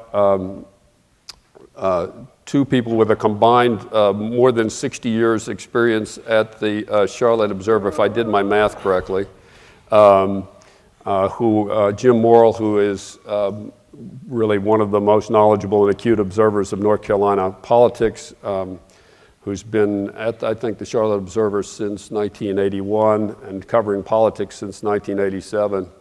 And Kevin Sayers, who most of you know, who's been cartooning, a Pulitzer Prize winner, who's been cartooning at the Charlotte Observer since 1987. So I think we're ready. So I'm going to turn over to Jim to sort of walk us through the politics of this, how we got where we are, where we're going. Okay, well, I hope the mic works. Can everybody hear? It's hard to believe that at the beginning of this week, HB2 and what was going to happen to it was the biggest issue in Charlotte. Sure. That changed pretty fast on Tuesday, and the city's a little preoccupied now with other things. But let me take you back to how this started. It started in the beginning of the year when the governor and the legislature got together and they said, what can we do for the nation's cartoonist that they would appreciate? Exactly right. Let's do something about gender and bathrooms. So that was how it started, and the official name of it is the Kevin Sayers Job Security Act, because Kevin's had a good run with it. So I said this was a big issue earlier in the week, and that was when there was a hint of compromise if the Charlotte City Council were to rescind its ordinance. The General Assembly, or some people in the General Assembly, said they would repeal the law, which a lot of people wanted. There was still a window to keep the ACC, and that didn't happen. And so Governor McCrory was in Charlotte giving a speech on Tuesday, and he spent half the speech talking about what he's done for the economy and other things in North Carolina. But then he addressed what he called the elephant in the room, which was HB2. And it's more than the elephant in the room that day. It's sort of become the elephant in the state. And as he said, I've covered politics for a long time, and I don't remember any issue that's been so dominant, any single issue that's been so dominant in the state in politics, and obviously this is in this election year of all election years. So it's become a defining issue, really, for the governor's race, I think, and for a lot of legislative races. We have some of the authors of the bill who are running for re-election in Mecklenburg County, where we're from, and so it's a big issue in those races. Let me give you a little background first. The opening chapter of this came up a year ago in, I think, March of 2015, when the City Council in Charlotte first voted on an ordinance to extend anti-discrimination protection to the LGBT community. And the bathrooms were part of that. And so it was a microcosm of what was to come with HB2 a year later. They got 40,000 emails before the meeting, and the meeting chamber was full with people on both sides advocating. And the measure failed by one vote, and that was over the bathroom issue.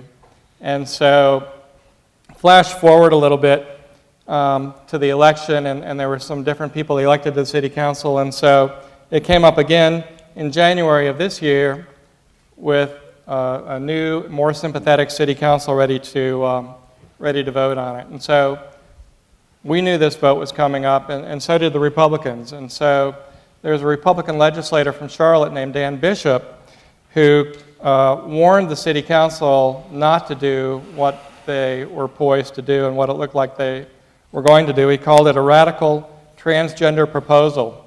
And so it did come up, and before the vote, the day before the vote, Governor McCrory wrote a letter or an email to two city council members saying that if the city council did approve this anti-discrimination ordinance, it would most likely cause immediate legislative intervention. Well, the city council met a couple days later and they passed it. It was a 7-4 vote, and it was a provocation sort of akin to North Korea setting off a nuclear test again.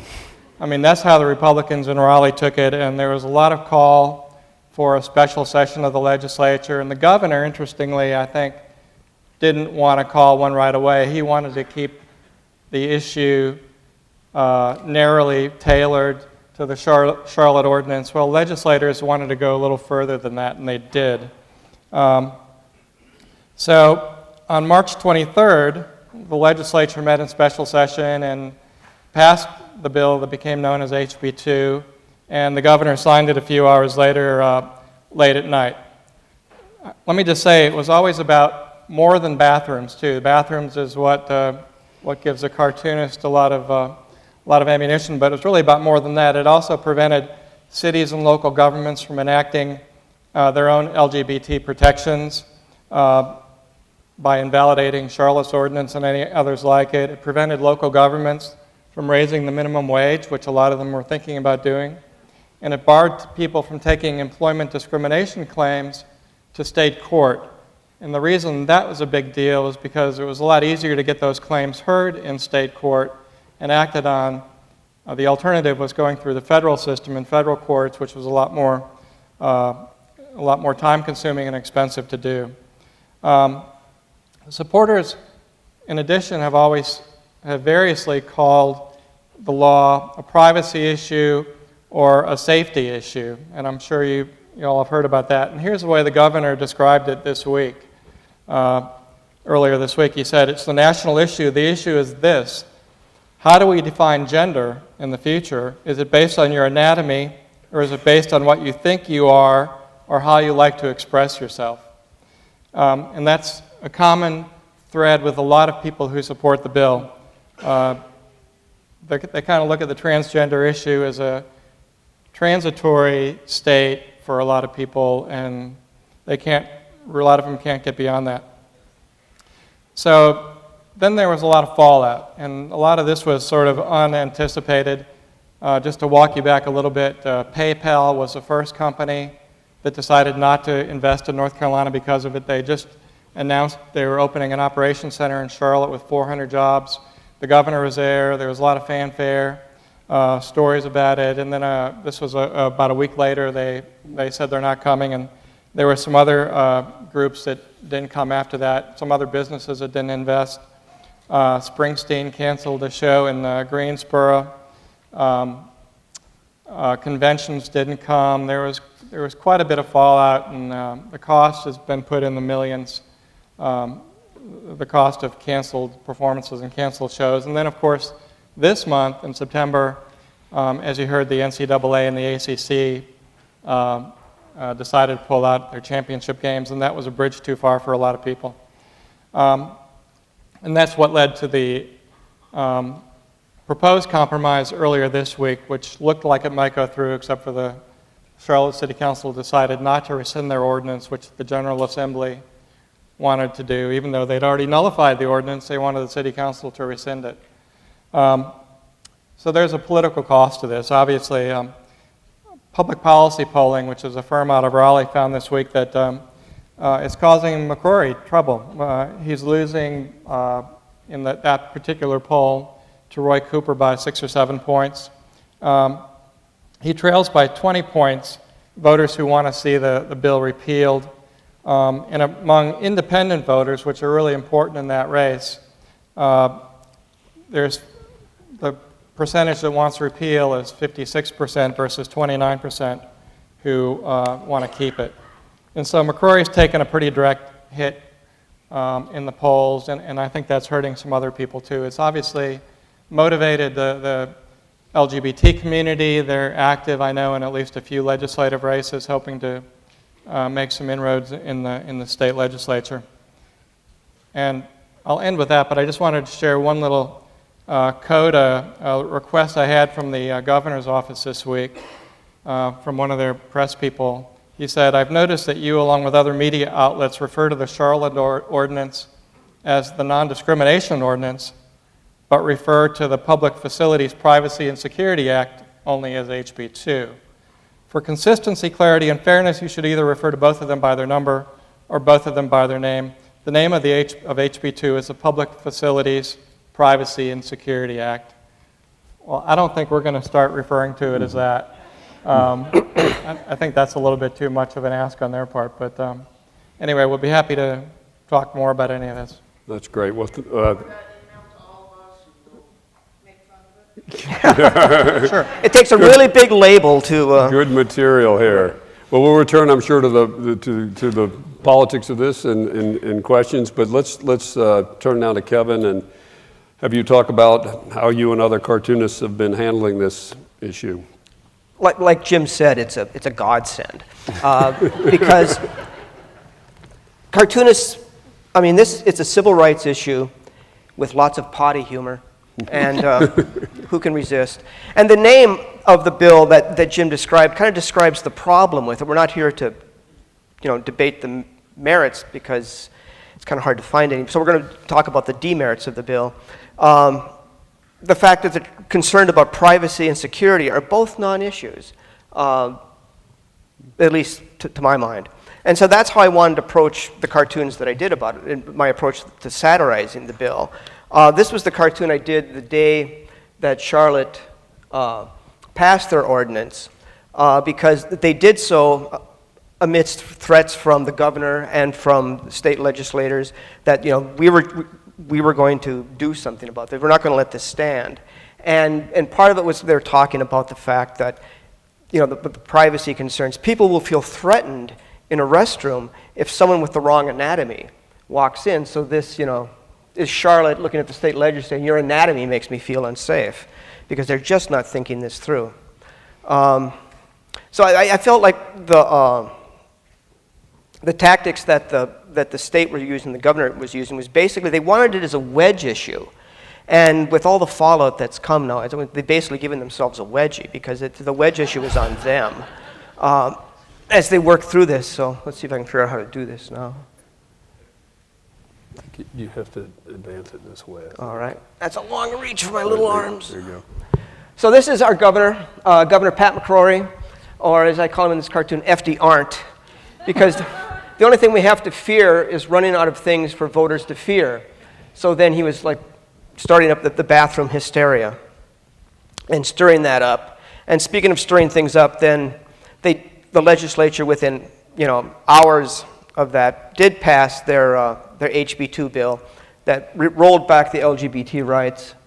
And these guys are sinking pretty low, so I couldn't resist having the outhouse with McCrory coming out, wondering. I just always wondered how low we could go, and he found that out.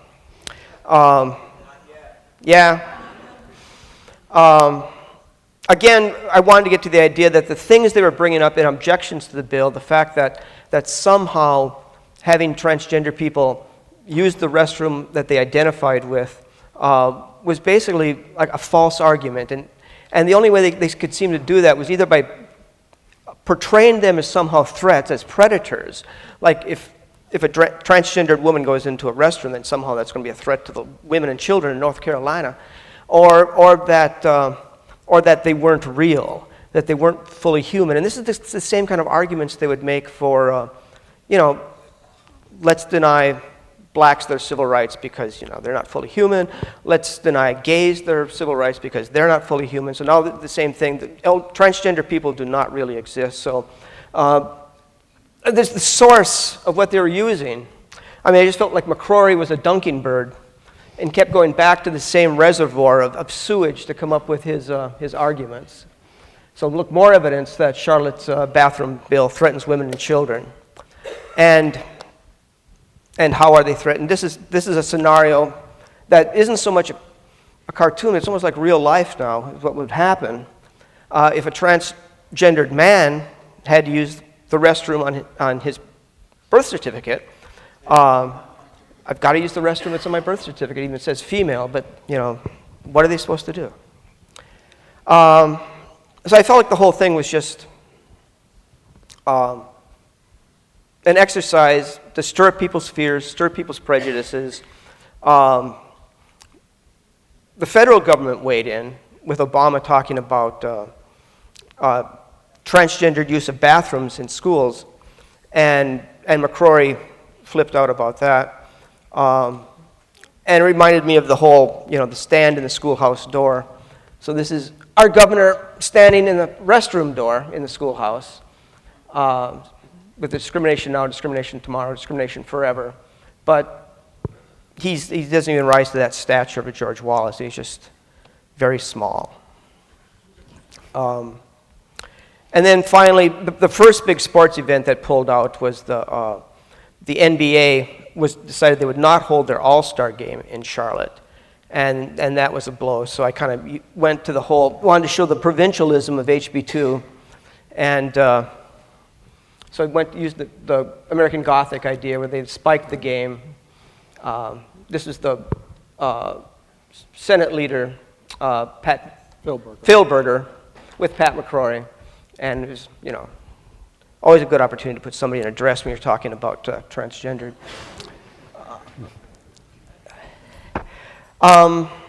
What was fun about this, and then this is the first time I think that the AAC might have devoted a panel to what's basically a local issue.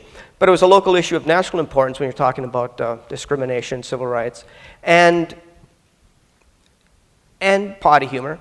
And it became a national thing. I mean, other cartoonists saw what was going on, and they want to speak out on this, or they want to get in the act. I mean, it's a great issue.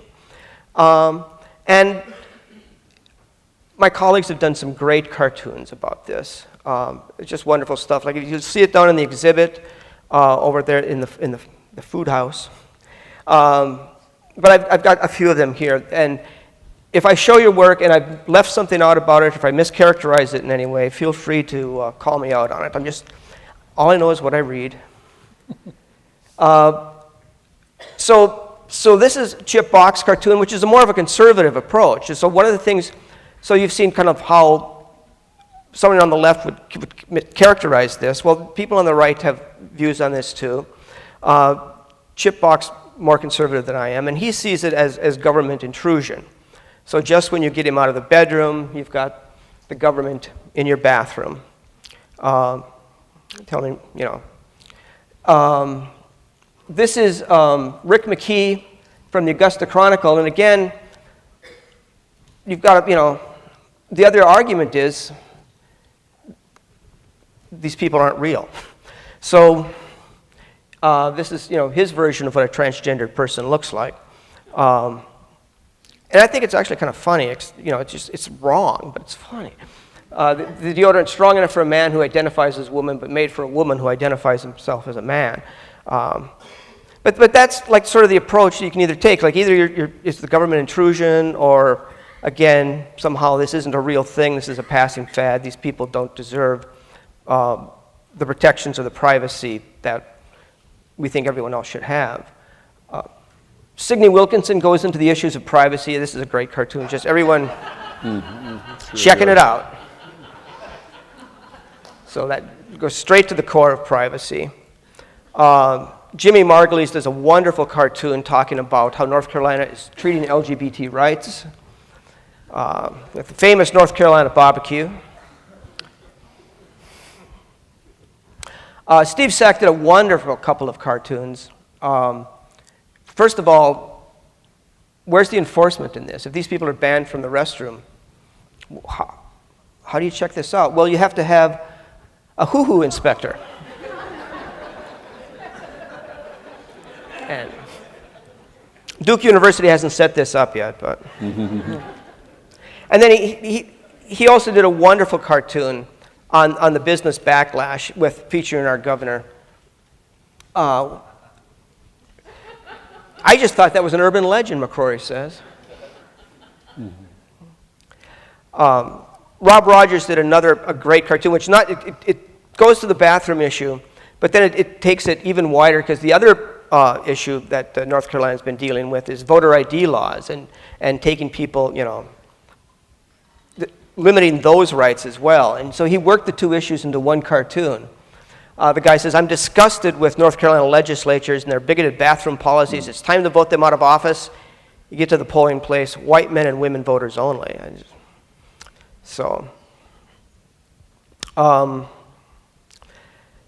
They did want to have a compromise. When the ACC pulled out, the NCAA pulled out, I think the GOP in North Carolina thought the gig was up. We've got to do something. But they didn't want to lose face. So they came up with the idea of a compromise. And their idea of a compromise was to tell Charlotte, well, if you rescind your LGBT protection, then we'll rescind the law that says a city can't pass LGBT protection. The result of that, of course, will be that no city will have LGBT protection. And they thought that was a compromise. So I had the legislature saying, here's a peace offering, a peace gesture. But it was a bad, because also it wasn't guaranteed. It's like, well, you do this, we'll look at it, we might do this. And Charlotte had the good enough sense to turn them down. And so I couldn't resist, it's a cliche image, but I couldn't resist having McCrory as Darth Vader. Had to stretch the mask out a little bit, where just, the compromise was really, I can't believe Charlotte refused to join the dark side. And so that's where we are up to this point. That's great. Well, thank you. Let me follow up and to both of you. Let me follow up maybe with a question or two, but then we want to get the audience involved in your questions. And many of you, several of your cartoons were displayed here, and many of you have cartooned about this, and I'm sure you have questions. But my question really for both of you is about the easy focus on the bathroom piece of this and the harder task of helping people understand the broader implications of this. And so I'm curious both in terms of how the reporting has been handled, and also then about cartooning. And Kevin, you noted some efforts to try to deal with those other issues, but potty humor, that's just sitting there ready to go, and that's sort of easy. And yet, Jim, as you said, the implications of this, not to diminish the importance of bathroom privacy, go well beyond the bathroom issue. And so I'm just curious from both in terms of your reporting and in terms of how you cartoon this, how you get at that.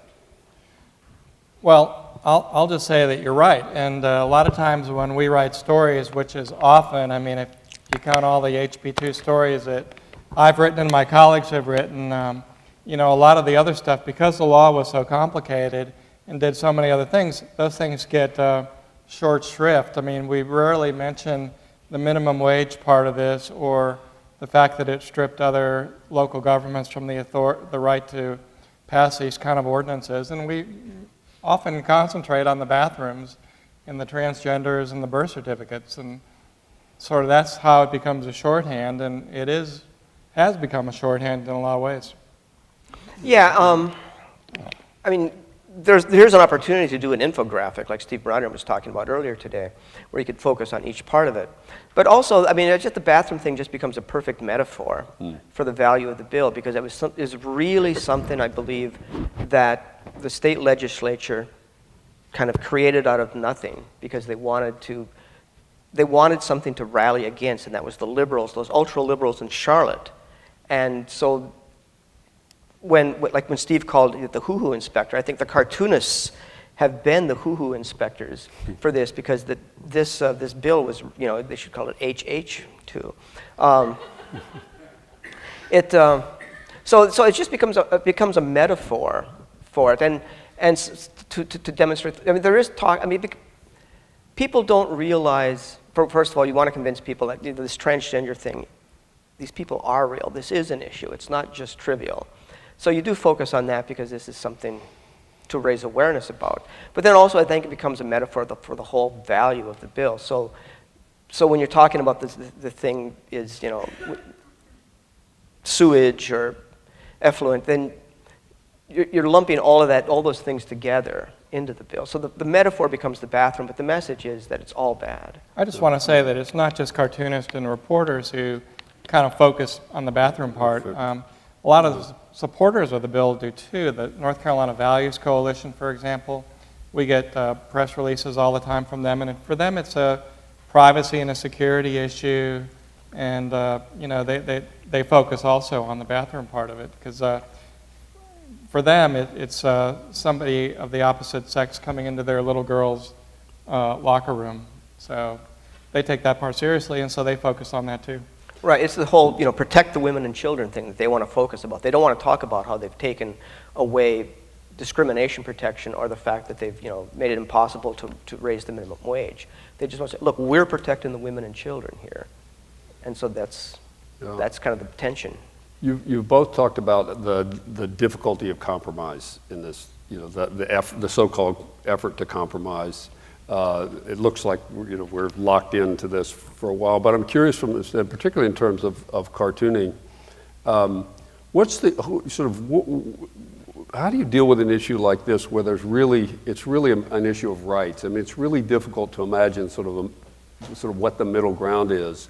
Who is your audience, and what are you trying to what impact are you trying to have as you're forcefully putting your point of view out there? Well, I mean, you want to just put your 2 cents out there. I'm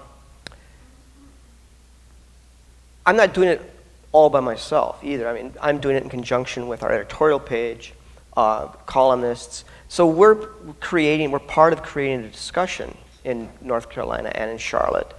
And so I think all these arguments, I don't think so much an editorial cartoon is going to change someone's mind on it. But I kind of consider it like a 1-2 punch, where you soften them up a little bit by showing them there's a different way to view this.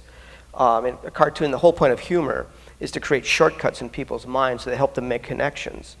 And so you kind of soften them up a little bit, and then maybe the editorial can come along with a well-reasoned argument and sway them. So the part is just a conversation to help people see the light on this. Yeah. Well, I was going to say, I think it's really hard to compromise on an issue like this. I mean, if you talk to the Human Rights Campaign, the Gay Rights Organization, there is no compromise.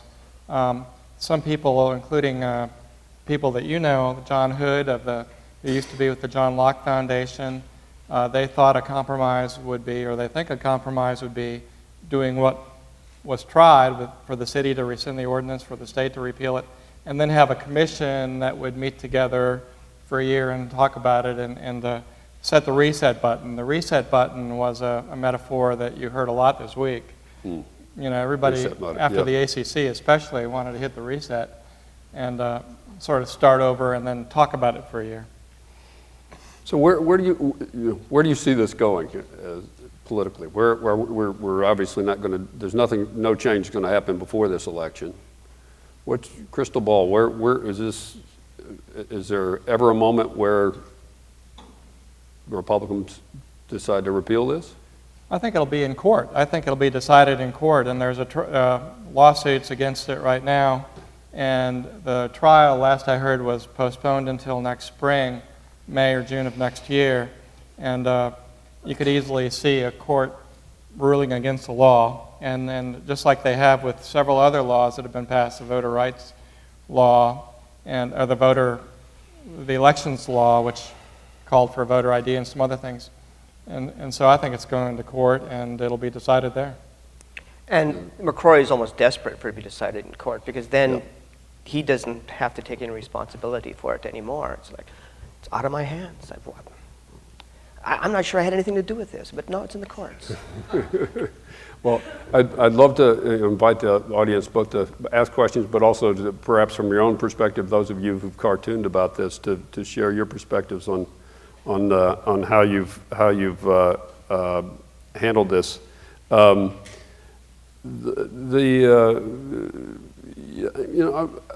might be helpful to say a bit more about the sort of structure of politics in North Carolina, because I don't know how many people followed I'm sure you're following North Carolina politics very closely, but after the 2010 census, we had a Republican state legislature that then ran with redistricting and in a very aggressive way. And so you have in North Carolina, which is a perfectly purple state. It went for Obama, then it nearly went for Romney. It's poised right on the edge. It's a swing state. Roughly the same number of votes for Democrats as Republicans in congressional races, even in state house races. And yet the legislature, the district lines are drawn so perfectly that you have 2/3 more majorities in both houses. And then you had the election of a Republican governor, so there was no check on so you have this situation in North Carolina where the game is really the primary. So this is the dynamic we see around the country. There's really little penalty to be paid, little political pressure on people to compromise, and overwhelming control of the State House. And so that sort of basic dynamic is really being played out here too as well, isn't it? Absolutely.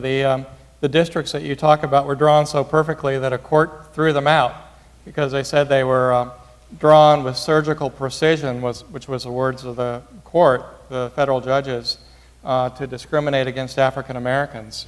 And so with the congressional districts, they did that. They threw out the congressional districts, and the General Assembly met about the same time, I think a month before they passed this law, to redraw the congressional districts, and they had new elections. But they threw out the legislative districts, but left them intact for this election. But you're right, it's, the legislature is locked in. The Democrats, their best hope this year is to break the veto-proof majority in the House. They probably don't have a chance in the Senate to break the Republicans' veto-proof majority.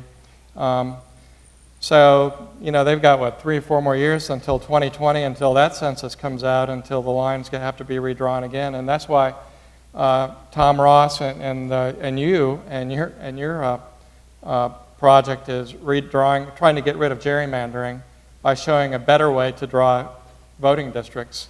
Whether the General Assembly buys into that is kind of doubtful right now. Yeah, well, people who are elected by one set of rules don't like to change them, by and large. Why don't we open up for questions and comments and go from there? I'm Phil Hands. I'm from Wisconsin, and we had somebody tried to pass a similar bathroom bill there, banning transgender people from bathrooms. Was this a nationwide effort, like an ALEC piece of legislation that every state or lots of Republican groups tried to put something like this together in different states, and North Carolina was the only one that was dumb enough to actually pass it, or what? Do you guys know about that? I'm not aware of other states reacting to it like North Carolina did. I mean, there's a lot of other cities. By one count, 200 other cities that have ordinances that allow transgender people to use the bathroom they identify with, including Columbia and Charleston. And so those states, in fact, Nikki Haley, the governor, Republican governor of South Carolina, made a point after all this fear in North Carolina to say, we don't need to go there. If somebody in South Carolina, some Republican legislator, had proposed a similar HB2 type bill, and the governor said, we don't need to go there.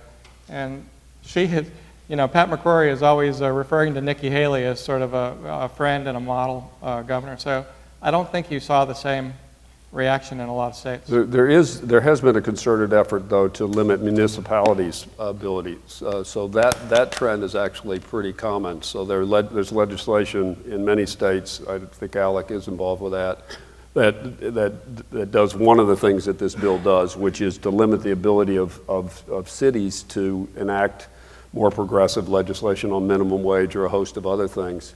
And it's an interesting dynamic, and it plays out in North Carolina. In a sense, it's kind of a rural versus urban dynamic. That there's one of the phenomena of the gerrymandering is a kind of over-representation of people who are from more rural districts, and there's a tension between, they sort of look at the cities and view them as, I don't know, but in negative light, and so that dynamic, I think, is actually somewhat national. Yes? Going back to one of the panels we had yesterday, I'd be curious to know if you got a flood of emails or phone calls or any kind of a hostile reaction from the readers. Nothing like what they've had. That was pretty unusual. No, it's just the usual kind of thing. I think I've gotten as much positive feedback from the cartoons as I've gotten negative, though, so that's a good sign. It's interesting because there's a generational divide on this issue. So younger people just don't understand why, are certainly opposed to this. And I'm just curious, the readership or the people who see your cartoons, do you know much about the demographics of them? Well, I assume that most of my readership is older, but and most of the opposition to the cartoons, the complaints about the cartoons, did come from older readers. There was one guy particular in Raleigh, what's that called, the Governor's Mansion? He was pretty upset about that, and has been constantly. But I mean, I think I see quite a few young people reading the cartoons, especially on the online versions. Yeah. So, Adam. Yeah, this is a great discussion, guys. Thank you. I have a comment, quick story, and a follow-up question. It's probably more for Jim. But planning this festival, it's not a secret that the elephant in the room was that we're coming to North Carolina during all of this news that we're seeing when we're announcing it to our membership and all this. So it's not a secret we received some pushback. And there was a debate with our planners, and there wasn't a moment in which we didn't want to come. It was how do we convince these people that this is the right thing to do? Because from our standpoint, as journalists, as cartoonists, we're going to the heart of the controversy and making our voices heard. But it doesn't mean you're going to please everybody. The boycott seemed to evolve from the time we announced our planning to now. And I was wondering, the one question is, how has the boycott changed, the nature of it, and has it been effective to the government? the story I was going to share in relation to that, I have a good friend in Winston-Salem who runs a design shop. And to speak to the younger versus older demographic, to me, most young people I know, this is not even an issue. There's no debate. And they're having a lot of trouble recruiting young creative types to their company because they depend on, a lot of the creative industry are transient people. You don't necessarily get somebody from that city. They're really finding a lot of trouble getting people, talented people, for this particular shop. Has that been something they've talked about on the state level as something that, you know, can get things moving along, or not? How effective? You know, I don't think so. I mean, I think that it's certainly a concern in Charlotte where they're building thousands of apartments for millennials and young people, and they want the creative class and those people to come. And Charlotte is a pretty progressive city business-wise and otherwise, but it gets back to what he was talking about the rural-urban divide. You know, the leaders of the legislature in the State House and the Senate are both from rural areas. You know, you have that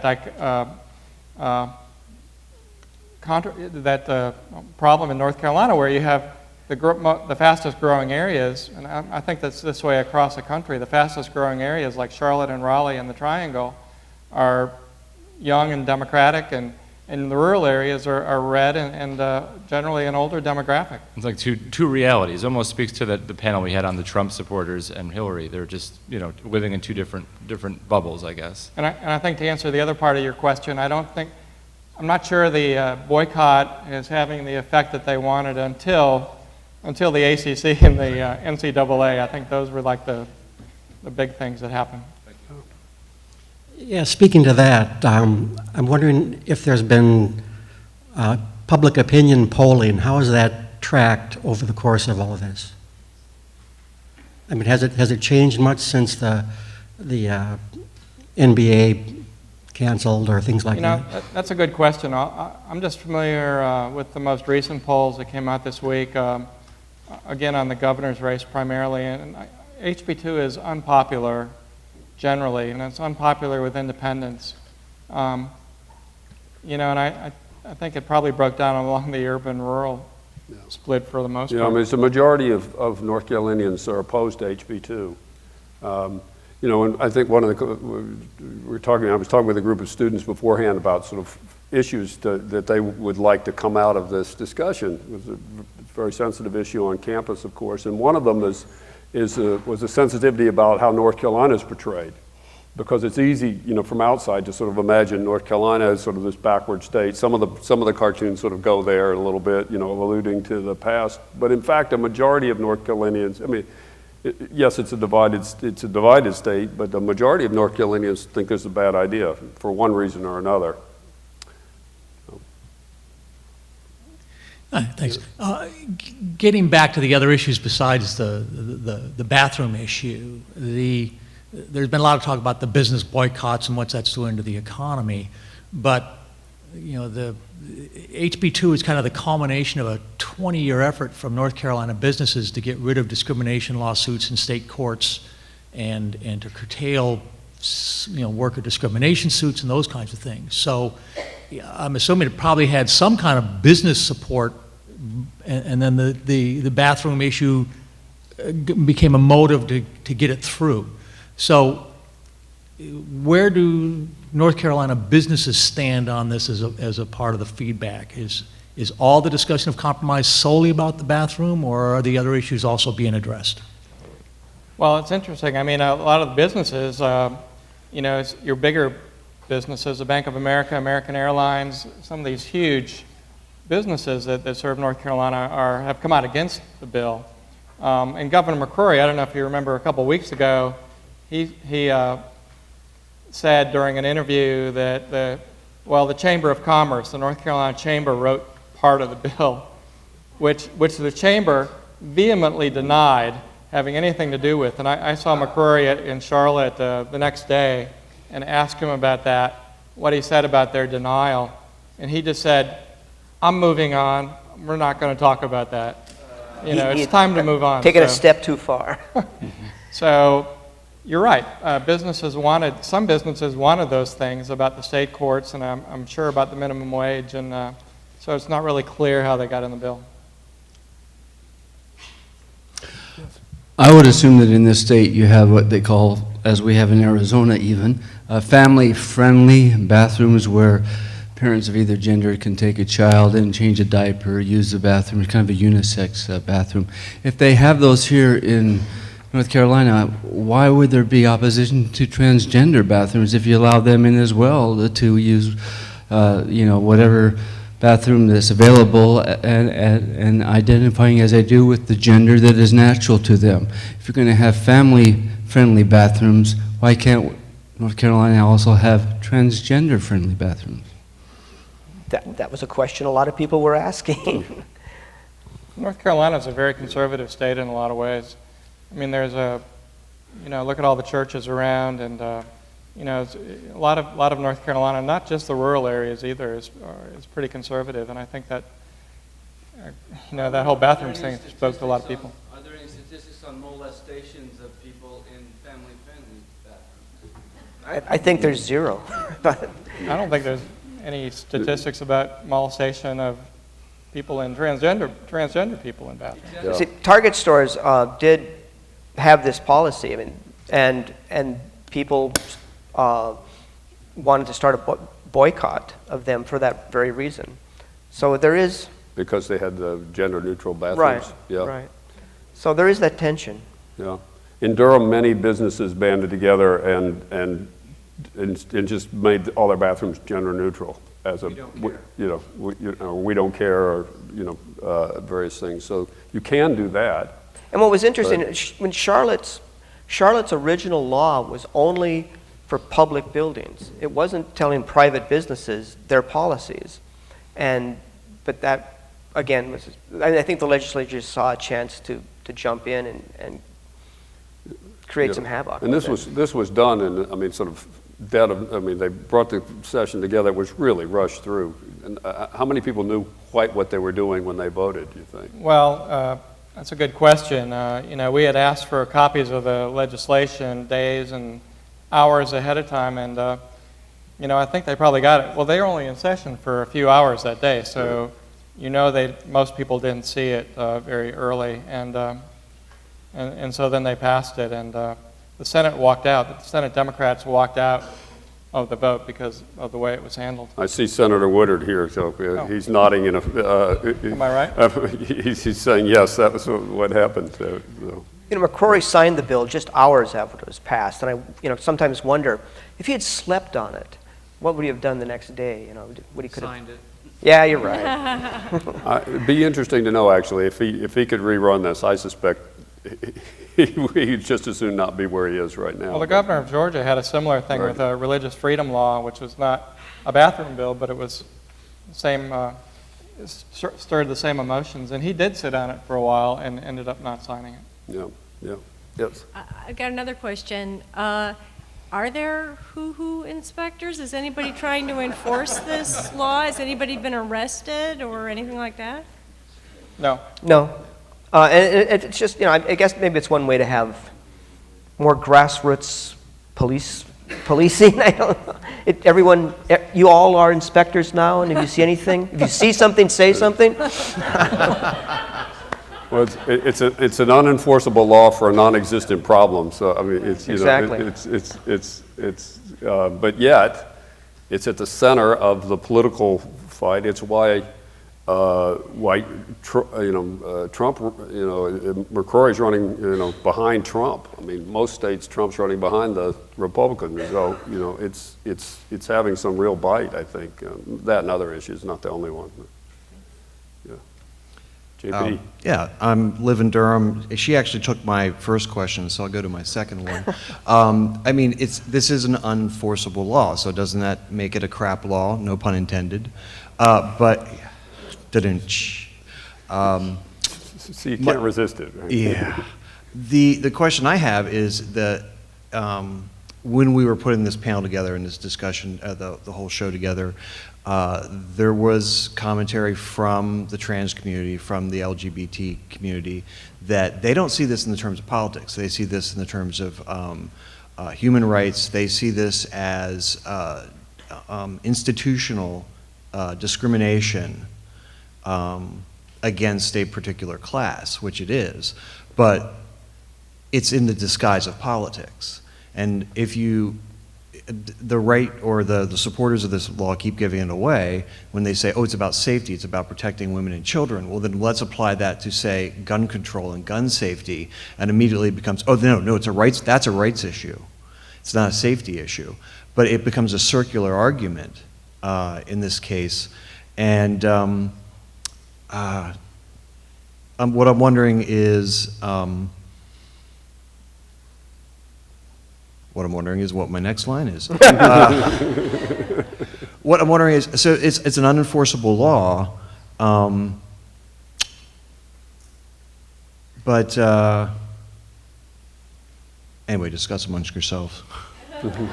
Well, again, what I said before, I think the impetus was to use this as a wedge issue and just, for this election year, and say, look what those crazy liberals have done, you better vote for the North Carolina Republicans. I mean, they really had no real expectations that they were going to, that this was an enforceable thing. It was just something to pat themselves on the back and look how we're protecting the women and children. And so, you're right on target with what you said. Yeah, I guess mine was more of a screed than an actual question, but I do think it keeps coming back to the time and money that they are spending on this thing to reveal its, and they still keep revealing its true intentions with the names that they want it to be called. Let's discuss it in these terms. They're trying to control the dialogue and control the message with the names of it, but they keep giving it away by not mentioning, say, the minimum wage controls or any of the other elements. But then if you extend those to things that, like I said, gun control is my favorite argument, it tends to fall apart very quickly, and it reveals itself as the discriminatory thing. I mean, even McCrory's the state's own lawyers in the preliminary hearings couldn't defend it. They said, well, the judge asked, how are you going to enforce this law? And they just kind of shrugged their shoulders and they're like, we're not. It's a pattern with the legislature that they won't back down. I guess because they feel their seats are so safe with gerrymandering that they won't back down. They only double down on things. And this is, a case in point. All right. Actually, that would be a good question. What conditions would be in place for this governor and this legislature to be able to declare victory and retreat? Well, I think if a federal court comes in, or the Supreme Court comes in and says it's unconstitutional, then they can just say, we tried. It's like with the voter ID bill and some of the other things. But you don't think they'll back down until then? I don't really see a way. I think they might have bought this compromise that we talked about, if it would mean getting the ACC tournament back. And I think today or yesterday was the deadline, the drop-dead deadline for the ACC to make a decision.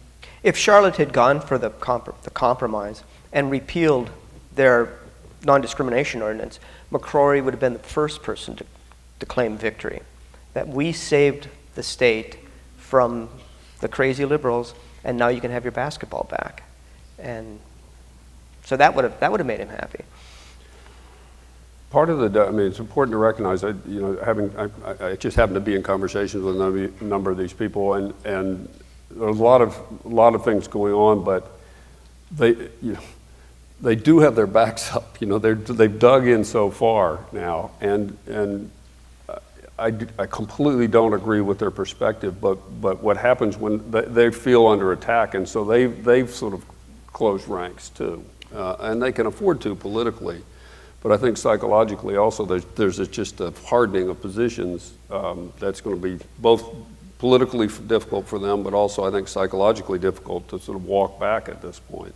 I think one thing this whole thing has done that sometimes gets overshadowed is it's really brought transgender people into the light. We've done more stories about transgender people in the last 6 months than we've done in years. And, they're profiles of people who, are going through a tough time or have gone through a tough time. And, we had a profile a couple weeks ago by our health writer about a young teenager who's going to Carolina on a Moorhead scholarship, who is a transgender boy, man. So, you know, it's brought people has. made people more sensitive about that. Yeah, and I think that's the hopeful side of this. I mean, of course, if we think over a decade or so, the sea change in attitudes about gay marriage nationally, some of that ultimately driven by sort of personalization. You realize, oh, I know somebody, you know, that, or, you know, you can relate to those people. So those kinds of stories probably as effective as anything over time, and as you say, bringing people into the light, but also, you know, making it seem more normal. Oh, these are good people. Make it easier for people to identify with them over time. Question, yes. Sorry. I'm just curious from the cartooning standpoint about the challenges of cartooning for a community that and still be respectful to the trans community, because it seems like it's a really sensitive topic and a particularly challenging topic for cartoonists.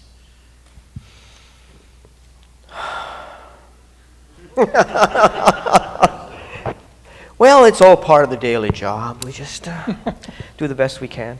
I mean, you know, a cartoon, satire by its nature, is going to be offensive to somebody, because the whole point is to confront an issue, use the shorthand of humor to help people make better connections, and you know, you use all the tools in your trade of exaggeration and reducing things to absurdity.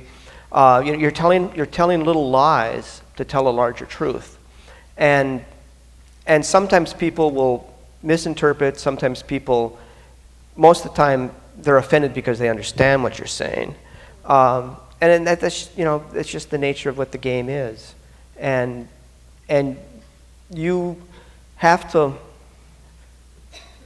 be clear about what it is that you want to say as a cartoonist, and then shape your message so that if people are going to be offended by it, they're offended because they understand what you're saying, not because they misunderstood what you're saying. And it's a loaded topic. You know, it's doing cartoons about transgender people is sort of the same way as doing cartoons about Hillary because you don't want to be called a misogynist, or you doing cartoons about President Obama because you don't want to be called racist. But you know, you just focus on your message and figure out the most intelligent way to try to portray it, and that's how you do your job. Curious if there are cartoons that come out of the LGBT community on this or other. Are there you know, we don't know much about each other, but you know, I don't know what, you know, we may not be the most representative of that community. Are there active cartoonists cartooning on this or related issues that really? I assume there's more than that perspective than what I know about. I know a guy named Paul Burge is doing cartoons on this, and I'm sure there's many others too. Yeah. Question? Yes. I'm actually one of Fritz's students, so hi. Hi. So I guess my question is just kind of like, we're talking about how HB2 is being taken as like, you know, like the bathroom bill, and it's talking about like boycotts and stuff like that, but no one's really talking about the fact that, okay, it's going to be a small tangent and then I'll get back to it. It's just like how the North Carolina public university system is being like under investigation for Title IX violations, as well as Duke University. So I know there's also been talk about HB2 and the entire like bathroom bill being used to take funding away from North Carolina schools for like millions and possibly billions of dollars of money. But why is no one focusing on that as like as an issue? Is losing educational funding due to the passing of HB2? Well, I'm not an expert in that, but I've seen emails from Margaret Spellings at UNC, the president of the UNC system, and she is caught between a rock and a hard place. You know, she's trying to obey the law because the people who helped get her the job are in the legislature, and she's trying not to get on the wrong side of the federal Department of Education and the Title IX people. So, you know, they're really in a hard place. Yeah. I mean, there's some interesting correlations between the politics here. So some of this, again, almost the rural-urban divide. There's also a kind of a pushback against the educational system. UNC Chapel Hill viewed as a bastion of liberalism, you know, only Duke being worse, of course, but they can't get at Duke so easily. So there's that, and it manifests itself in a number of ways in terms of Title IX issues, in terms of funding, in terms of centers at UNC that have been closed. So there's been a kind of politicization of the UNC system in a way that we really haven't seen before. And so it's a slightly different issue, but as you say, that these things are kind of related. And it's an artifact of the same kind of political dynamic, I think, that's at work in North Carolina, if you agree with that. Curious if there's any of you who've cartooned on this who have thoughts about how you've approached it. We'll see Signe here, or I know there were others in the audience.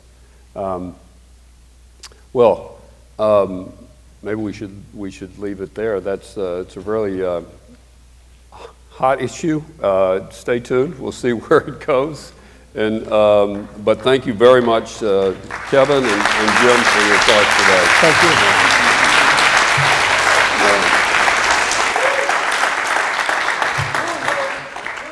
Thank you, guys. It was a great discussion. Appreciate it.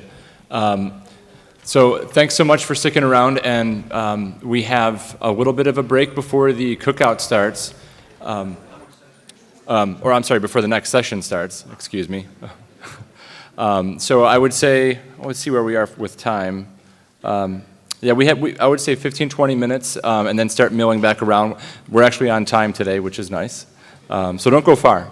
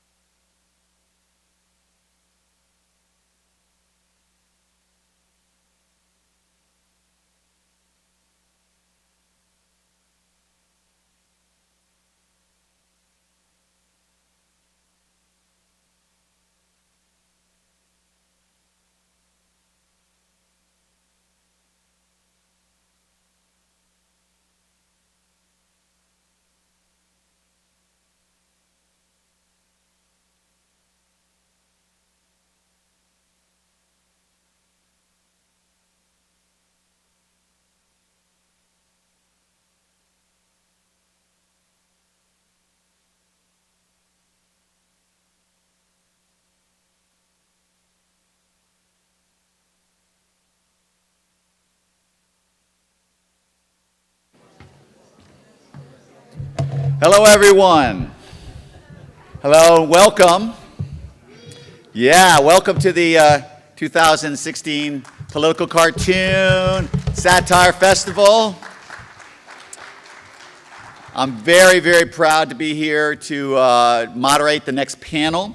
But before I do, I just want to have two small pieces of housekeeping. First, I understand we're going to organize a little tour after this gathering to take those who want to go visit the HB2 Cartoon Gallery, which is very nearby here. And you're going to correct me, Shelley, in the House Chapel Family Center, I think. But if you'll meet up in the lobby afterwards, there are going to be some people who are going to take you there if you want to go. Followed by barbecue, and then at that barbecue, next door to that barbecue is the great exhibit put together by Rob Rogers at the Pittsburgh Cartoon Museum of 2016 election cartoons. And he's even offered to give a tour for some people if you're really nice to him. And then we're followed by the great show of The Simpsons tonight. If there's any Duke students here, just a reminder that we have a cartoon workshop tomorrow at 11:30 at Smith Warehouse on how to think like a cartoonist. You need not be able to draw it in order to join this. You're going to have lots of cartoonists joining you. It's promised to be super fun.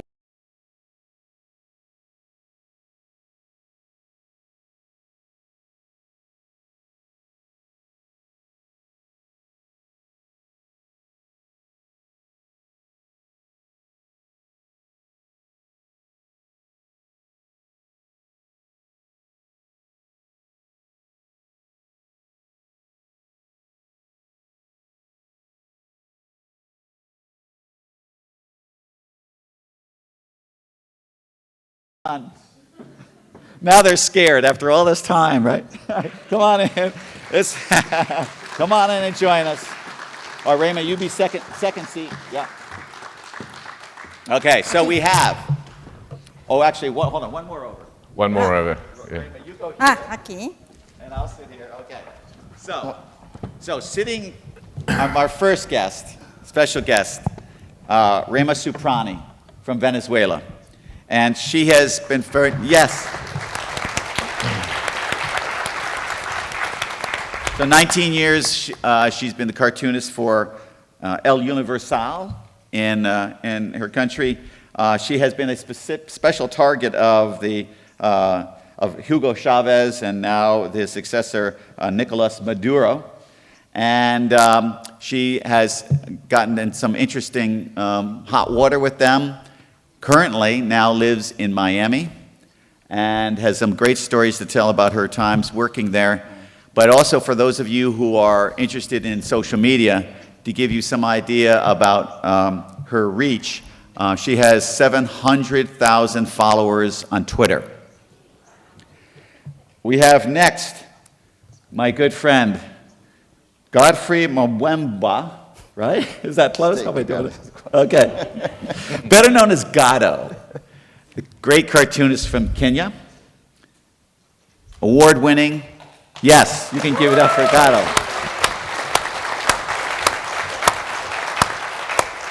He's widely syndicated around Africa and elsewhere.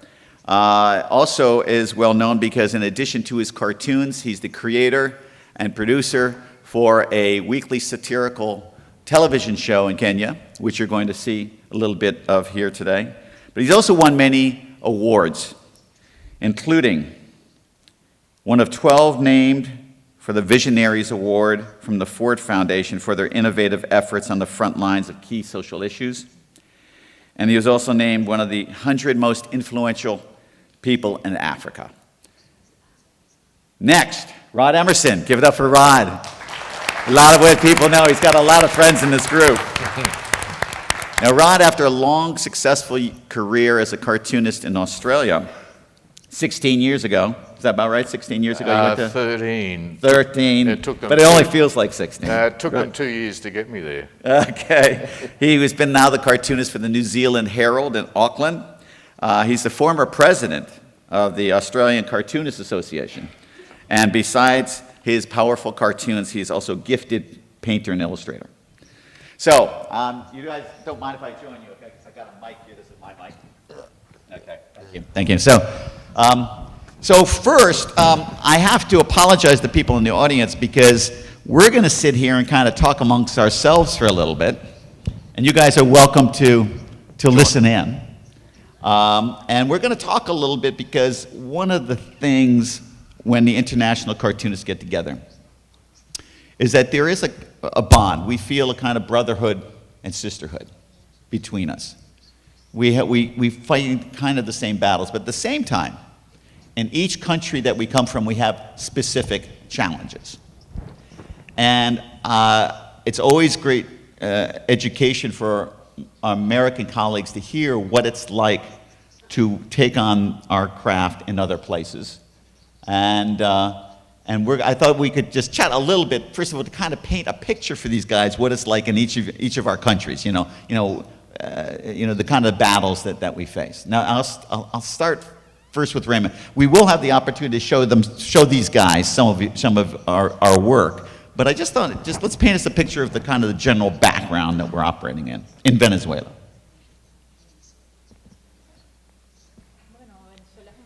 Well, Venezuela is a Latin American country, and the economy is based on oil. And with all the current problems that we have in Latin America, and currently we have militarism, populist, and is disguised as a revolution. And well, this has been getting closed in all the possibilities, constitutional possibilities, and they have prosecuted the journalists and also the cartoonists. And in your time, because you were drawing cartoons for 2 decades, have you seen that situation change over 20 years? Get worse or? And we think that when President Chavez was dying, we thought things were going to get better, but in reality what happened was that things got worse concerning the freedoms, and then the internet has only been the only window that the mass media and the newspaper, one of the oldest ones, Universal, where I used to be working, and I worked for 18 years, was purchased by the government. And of course, in a few months, they started, the censorship started getting worse, and I didn't allow them to do that. So I told in the social media, and they just kicked me out. So did you say that the government bought the newspaper? Yes, the government, they couldn't quiet, all the journalists that we were there doing our work as journalists and the content. And it was a shell corporation that bought it in Spain.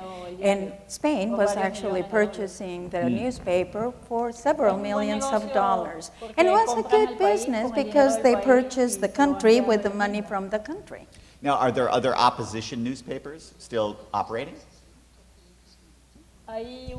There's one, the Nacional, and it's a little bit working because when we talk about the newspapers, it's the paper, the printing of the paper, and because they have to import the paper, and now with the money exchange, they don't give money to the companies that are against the government. So the newspapers, they don't have enough paper so that they can print, their newspapers.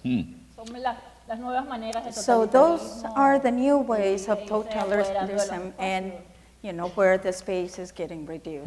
Interesting. Now Gato, tell us a little bit about Kenya and the environment there, political environment. Yes, so I'm Tanzanian, but I've been living and working in Kenya for the last 23 years. And I was privileged and lucky enough that I started when the freedom of press in East Africa and in Kenya in particular was on the ascending. And I like to think that, a lot of my colleagues who worked before me cleared the way for me. And, for the last 20 years, we've seen that the freedom of press, opening up, and we've had multi-parties, democracy in Kenya. And so that has been very good for the region. Kenya has about 5 dailies, in total, and Five dailies. the circulation of all of them, if I'm to put them together, you're talking of about, close to 500, 500,000 copies, print copies. Right. So until recently that I got fired from my newspapers because of the pressure from the government. Putting that aside, I mean, generally Kenya has had a very ascending and free press to a large extent, and probably it's actually one of the very few countries in Africa that has had that kind of freedom. I mean, I can only compare it to South Africa, but if you look at many other African countries that have been invited to speak, the situation is much dire. I have gotten into trouble quite a number of times, but I've very much insulated, and my editors have covered me very much. I mean, I have still cases, going on. There are cases that, the newspaper has been sued because of my drawings. But it is fair to say, despite my predicament, or rather my recent predicament, I think, Kenya has had a very good situation as far as the freedom of press is concerned. But again, it's important that, and this is what I always say, that, it's important that we guard against that. And I think one of the things that I've been, pretty much, fighting and pushing is to guard against, that all these gains that we have struggled for many years to be taken away, because we've seen that can be taken away quite easily. Well, I mean, the reason why I think it's particularly interesting in your circumstance is that recently you had a situation where, through government pressure, you were pushed off of your job. Yeah. And many people saw the incident of you being taken this way as a gigantic sign of the changes in the country and the pressures, the changes of freedom of expression and all that. And, as cartoonists being in the front line of freedom of expression, tell us a little bit about that story. Okay. What happened? Yeah, so first of all, it was cleverly done. And I suppose when I look back, it's a little bit naive, to look at it, because they offered me a sabbatical, and I said, oh, why don't you take a break? Because of the, the drawing that I did, which insulted the president of Tanzania. And they said, well, we need to talk to them, and, we can tell them that, we have actually taken care of you, but then after a few months, you can come back. So I figured out, I said, look, well, for the last 5 years, I've worked like a madman. Yes, I need a sabbatical. I said, look, I'll take a sabbatical, but I'll take a 1-year sabbatical. And so what happened was that when I got back, when my time ended, they simply said, look, we are not going to renew your contract. I said, but we have all the letters and all that. They said, well, editors could not actually explain. And we had a new CEO, we had a new editor-in-chief. But basically, I came to learn that, it was a clever way of pushing me out. And so what happened, I think I have a case in court right now. Oh, really? Okay. Yeah, against the government or against the newspaper? No, against the newspaper. Right. Yeah, and I think this is also one of the clever ways that the government, the current administration has done. I mean, and I'm not the only one. I think we, in the last 1 year, 2 years rather, we have seen editors being sacked. Columnists that are critical to the government being pushed away, and so forth. So I'm not necessarily the only one. I think my case was prominent simply because I'm as a cartoonist, that was never expected, and so it was widely reported, in the international press, and there was a lot of pressure also that look, there was a lot of noise about it, and but as I said, I think we have a court case now. Yep. And so we hope that will put a stop to this, because we have seen this happening again and again. So we're going to show some cartoons of yours that have gotten you in trouble in a minute. And Rob, we're going to get to you in just a second. But before we get there, I want to talk about your leaving your newspaper. What was the story behind that? When they sold the newspaper? Oh, no, when she left, when was... Like the cartoon? Yes. The cartoon that I did? Well, it was a full week before they kicked me out, and I had several censorships. And after 18 years, the dynamic I had with the publisher, everybody knew it. And one day, there was a cartoon, an old one, and it wasn't the one that I had sent to them. So then we used the social media, and then we were reporting that they had censored one of my drawings. So they called me to a meeting in the newspaper, and they told me, well, everything has been a misunderstanding. We want you to keep on working with us. But in reality, what they wanted to say, we hope that you tone it down, so, you know, the criticism. And was a way of taking advantage of the need that people have to work and also to pressure you. And I have, you know, I have a teenager gene, because when somebody says you can't do it, then I want to do it more. So it's simply because, you know, I was going to behave worse. So my publisher called me and he said, no, we cannot publish this because the new owner is going to get upset and they're going to kick me out, because he was very afraid and because of losing his employment. So the one who wants to leave the newspaper, it's me, because I don't even know who's paying my salary. I don't know where the money is coming from for my work. So, well, I started working on different topics, and the problem, it was a serious health problem, and the health in the health clinics and in the hospitals in Venezuela, and it was in a very complicated situation because there weren't any medicines for the babies or the cancer patients. And right now, today, people cannot go and get a blood test and get the results. So it was, you know, it's like it's not doing their responsibility. The government is not doing what they're supposed to, and it is censorship. And I was comparing the health of a normal person, and it was a EKG, and it was the flat line, you know, the line of the heart, and he was comparing it to the health in Venezuela, and it was the signature of the deceased President Chavez, and it just had a flat line. And that signature, I used it because in Venezuela, they just started using it as an icon of the government. And the government, every time they build a house or a building, they would put that signature, the Chavez signature. So the government used it.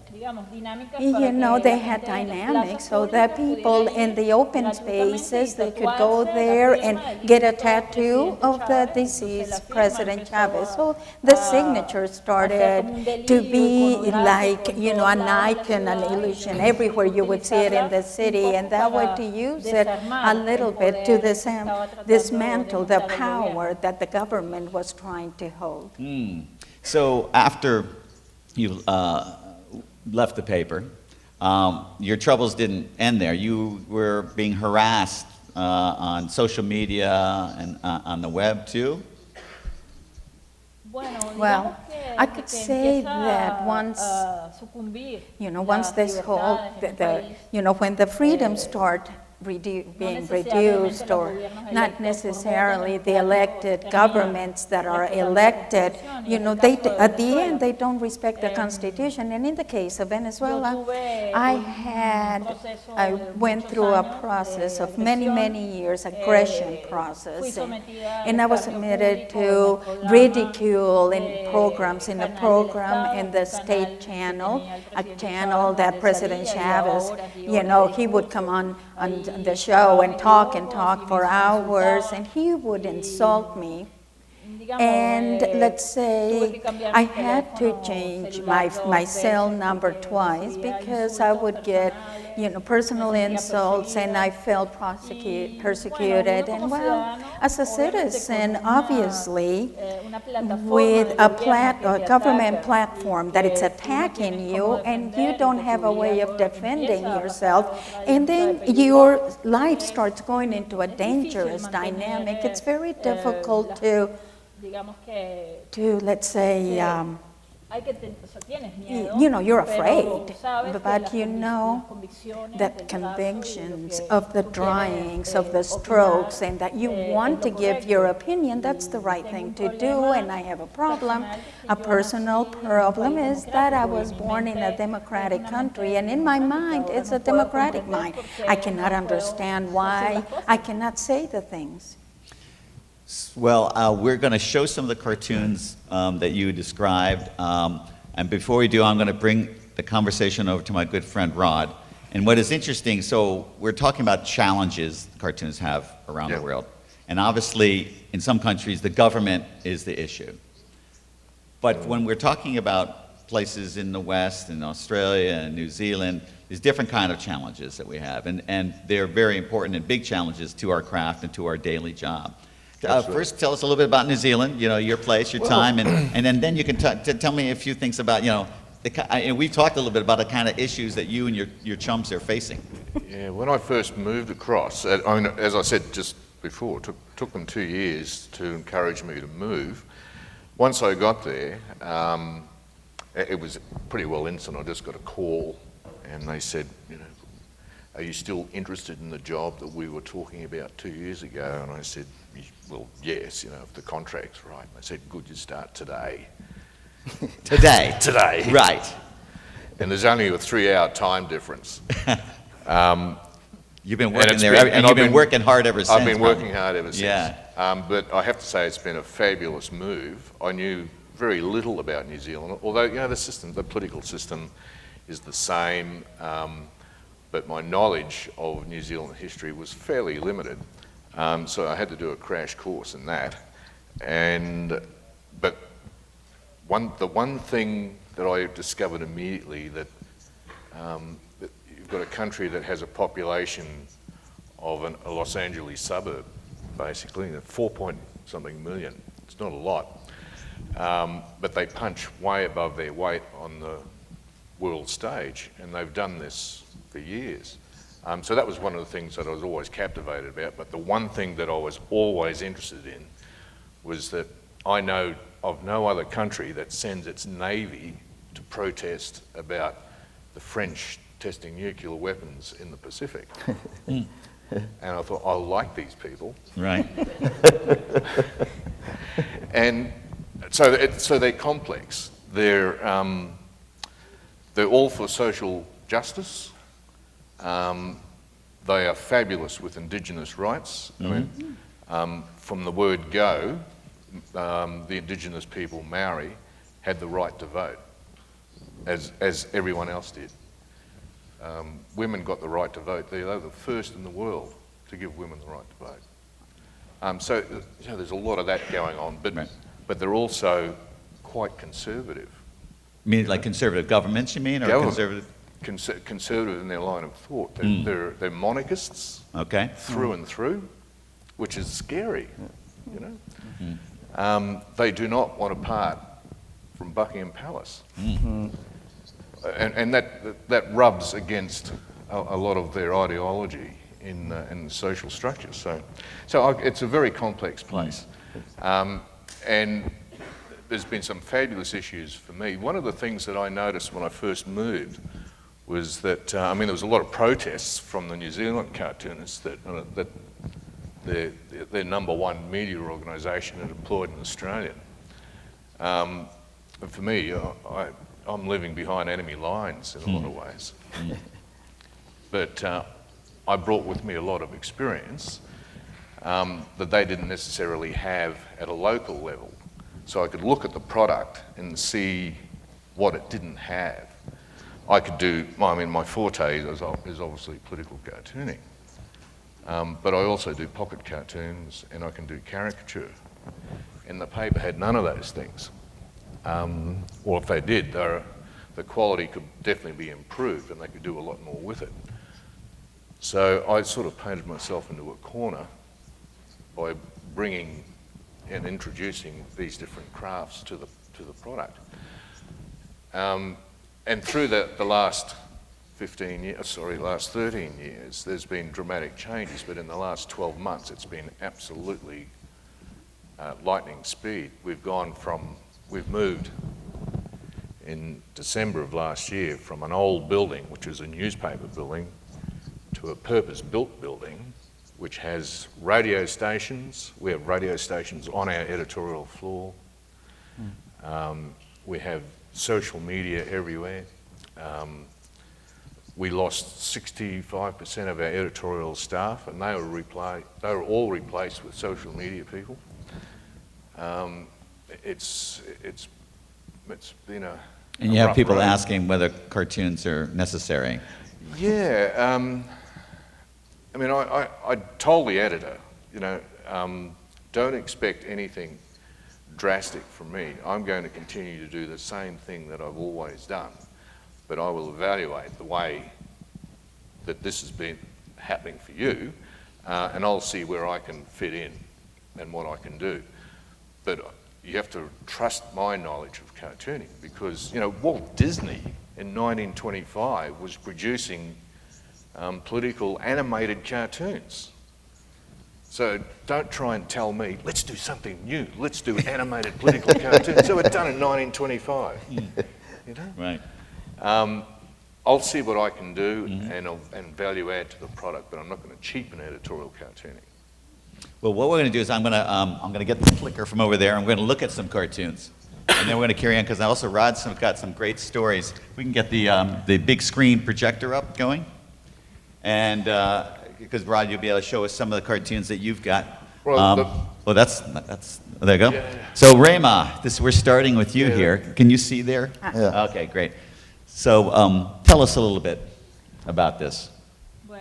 Well, the speech, the violent speech of Donald Trump. For us who come from listening for 18 years to a president with a speech that goes from the power down with very violent words, with words that little by little start destroying, because people have the tendency to copy, and that is why the leaders are where they are. And the first things that they do in a dictatorship is to incorporate the language and the words and to destroy the things, you know, the words that have harmony. And then they just break with those words the system, because words are very important. See the next one here. And this one is a drawing, and it was a cartoon where what I was trying, I tried to express what means to do journalism in the countries, especially in Latin America, in the countries where the freedom it has a higher price, and there are many journalists that are dead, and they have been killed. In the case in Mexico, I think it's an emblem. Oh, let's go back. There we go. Yeah, that's good. Yeah, that's a good one. Well, I always like to do like a series. And I thought that I could do a series of cards, sometimes, you know, to play cards. We never think that the campaign in the United States was going to be based in these two people. And this is what we are living today. And I thought that I could do a representation of that Queen of Hearts that we all know, that comes from the world, Luis Carra, you know, where they cut your head off. Well, and I think we all saw the movie, and I really liked it, and I think this idea of having alliances to try to give a representation or a show. There is a book that I really like from Garcia Marquez and Mario Vargas Llosa, I'm sorry, that is called The Show Civilization. And it is a book that is very interesting because they show how in this contemporary world, everything has to be done because a show to entertain. And I think that's taken away a lot of the content And it's also taking the masses to think less, you know. And so that one has to be with the European Union, the disaster that we are living, and they're living in Europe every single day with immigration, and the African immigration, and also the Syrian immigration, and all over the world also. For us who come from grandparents who were immigrants, my grandparents, they went from Italy, and that was after Second World War, and they were running away from fascism in Italy, and then from Venezuela to the United States, because there is a persecutorial process. I hope I don't have to take my luggage again. And because, you know, if Donald Trump wins in the United States, in reality, you know, what we least want is that the United States can have their first dictator. Of course, everybody will be joining Rod on his trip back to New Zealand, should things go south. Not dissimilar, really. When we talk about the militarism, it's a topic that I have developed a lot. Dictatorship has icons and it's very specific drawings, and the man and the pro-man and how we handle when we talk about ideals. I've always thought that in the head of a human being that has to wake up every single day and leave its family to dress like a robot, and then to go and hit students who are protesting, or to repress them.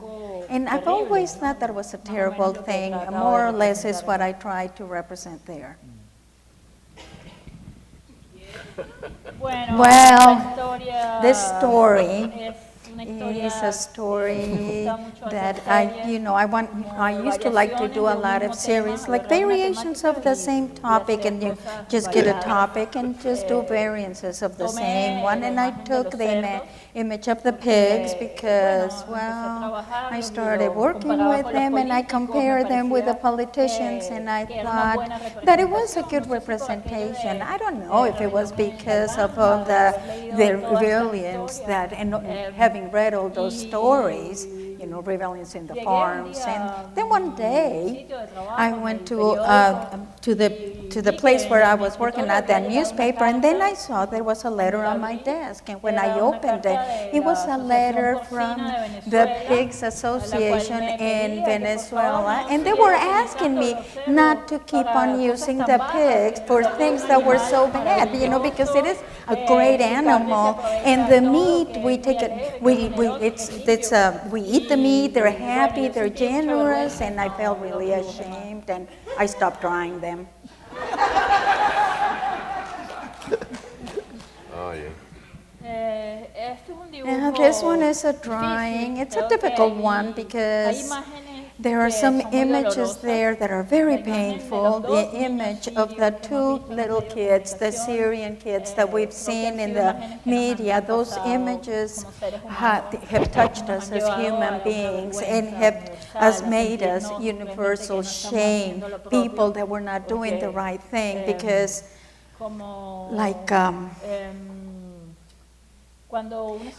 when a society cannot take care of their kids, it's not a society that's working right. And how to represent pain, how to represent so much pain, and also to critique. And I thought that I could call a friend, you know, like Pablo Picasso, and have him give me some tips so I could solve this. So this is the cartoon that you were telling us about earlier. Yes, the cartoon where I'm comparing health with the health in Venezuela. And this, the bottom one is the signature of the deceased President Chavez. And it's a drawing that, you know, I lost my job and I had death threats. And in reality, I think that it doesn't say a whole lot, because the situation in Venezuela, we talk about the healthcare is, it's a topic that, that has let many people die, and we don't know. So when this took place, I know that many people in the cartoon community here had heard about your troubles. Tell me a little bit about your other Latin American colleagues.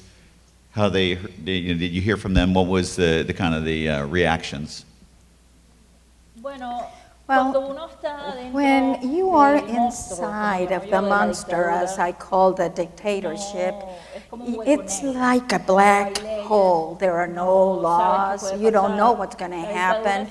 Dictatorship is always playing so that you don't know. You don't know what's going on. So every time that I've been attacked, and I think it has happened in my colleagues, for example, in Ecuador, the support from other cartoonists at an international level, and also the support from institutions, from the press at an international level, it has a very important level for the governments that are still trying to keep a facade of democracy, and that helps us to continue work and survive a bit. I have a story that for me is a wonderful story because, and I was in this process, the persecution by the government, the president, and people who would call me and insult me, and I was sort of hiding until they sent me some people from International Amnesty,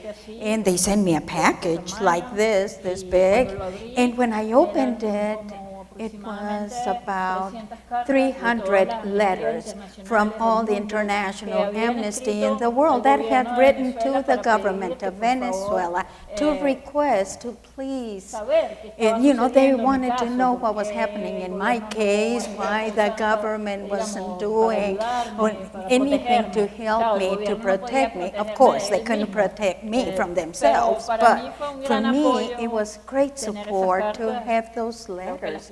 I think I put them under my pillow, and I slept well that night. I still have the letters, and you know, in an exhibit that I had in Miami in November of last year, I was able to show them, you know, it was like a graphic display, and I think that to have a block as cartoons supporting other people's, defending the freedom of speech.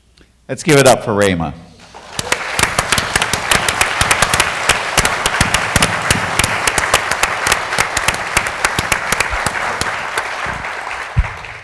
Gatto, the great Gatto. So let's show some your cartoons.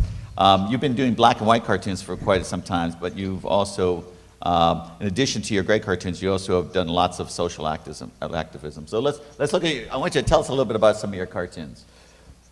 Yeah, I mean, you know, Kenya, and as you all know, you know, since 1998, we've been suffering from the radicalization and terror attacks, and the United States Embassy was attacked in Nairobi and Dar, and we have seen an increase in radicalization, and it's a very difficult subject to deal with.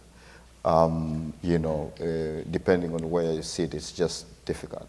And I think what we have seen is that the government also sort of like they've taken a narrative that is, you know, very hard narrative in terms of dealing with it. And so in this particular drawing, I was trying to, you know, because they've killed quite a number of actually, you know, Muslim preachers as the result of that. Mm-hmm. Now, I don't think that necessarily has helped the matter.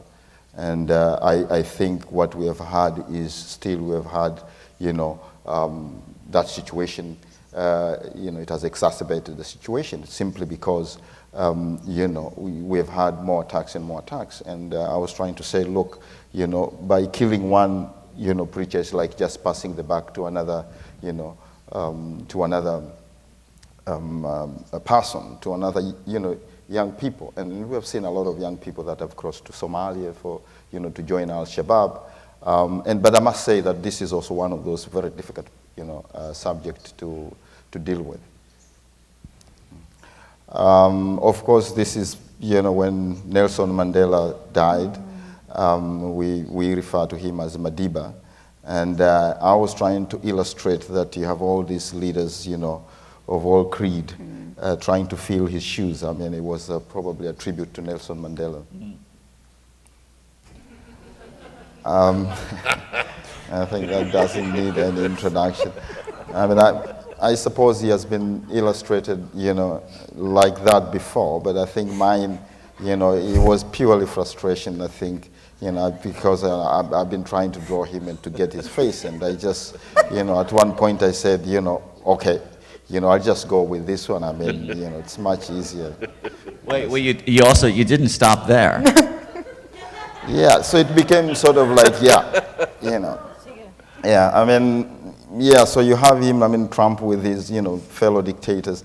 I mean, one of the things that I've been talking to my colleagues, I think, people in Africa, they are also, watching the American election with quite, amusement. I mean, they just cannot believe for the, what's happening. And one of the jokes that, I know Africa has always been lectured about, that you have these dictators.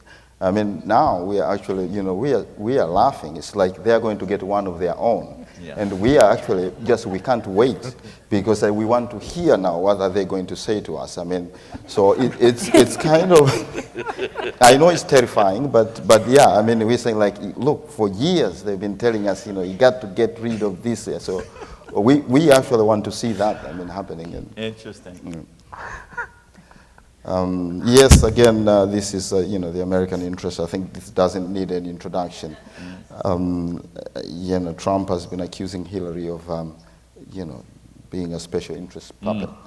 Well, it's interesting, for many people to see you doing cartoons on American politics, but one of the things you learn when you go abroad is that American politics loom large. And Donald Trump's probably the most well-known person in the world today, probably. Yeah, and I think that, we have been doing that long before Obama came into the scene. So it's not because Obama became president. I think American politics, has always been big in other countries because of the American influence. I mean, America has always, quite frankly, I mean, as many Americans don't know, but they've actually helped to install many dictators in Africa, more than African themselves. So American politics and American involvement has always been huge, and every other American election is always followed, especially in Africa. It kind of reminds me of a story of that maybe one of my colleagues will correct me, but it was an American cartoonist talking to a Russian cartoonist, and it was kind of on the similar vote where the American cartoonist was telling the Russian cartoonist, this is like during the Cold War era, saying, look, in America, we can draw our president anytime we want. And the Russian cartoonist says, oh, we have the same here in Russia. We can draw your president anytime we want. Okay. Yeah, so, I mean, so I got into trouble with this, drawing way back, this was before the Muhammad cartoons. And I did this quite honestly, thinking that I was trying to be sensitive and I was trying to bring gender balance to the whole suicide issue here.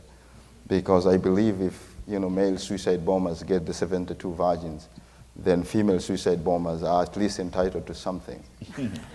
And I did actually, quite frankly, this caused a whole lot of issues in Nairobi. I mean, the newspaper had to apologize on its front page. I mean, there were huge demonstrations that were planned from the Grand Mosque in Nairobi to the newspaper office. Right. But then the management had to speak and apologize before actually that was cancelled. And it was quite bizarre because I did this as a reaction to a number of suicide bombs that were carried out in Middle East by women. And I thought, quite honestly, I thought this was something that, a question that nobody has told me, that actually, when female suicide bombers, carry out their mission, what do they get? But it actually, and I was threatened with my life too with this, because I was, they told, look, we'll come after you. The cartoon was, was pulled off online. The newspaper had to pulled it off. But one of the great things that happened about this, I think my editorial director just said, you are not, the newspaper has apologized on your behalf, and you do not need to apologize. Which, by the way, I refused to apologize because I said, look, I'm not going to apologize for that. Yeah, so we have actually, in one of the interesting things is the religious issues in East Africa are very sensitive. And whether you attack Muslims or Christians, they are actually very touchy and tasty, and it's easy to get into trouble with that. The only thing that I've always been able to get away with that is because the newspaper, being the largest newspaper, it has always been able to back, whether it's in court or whether it's letters, and that has helped, in having the backing of your paper.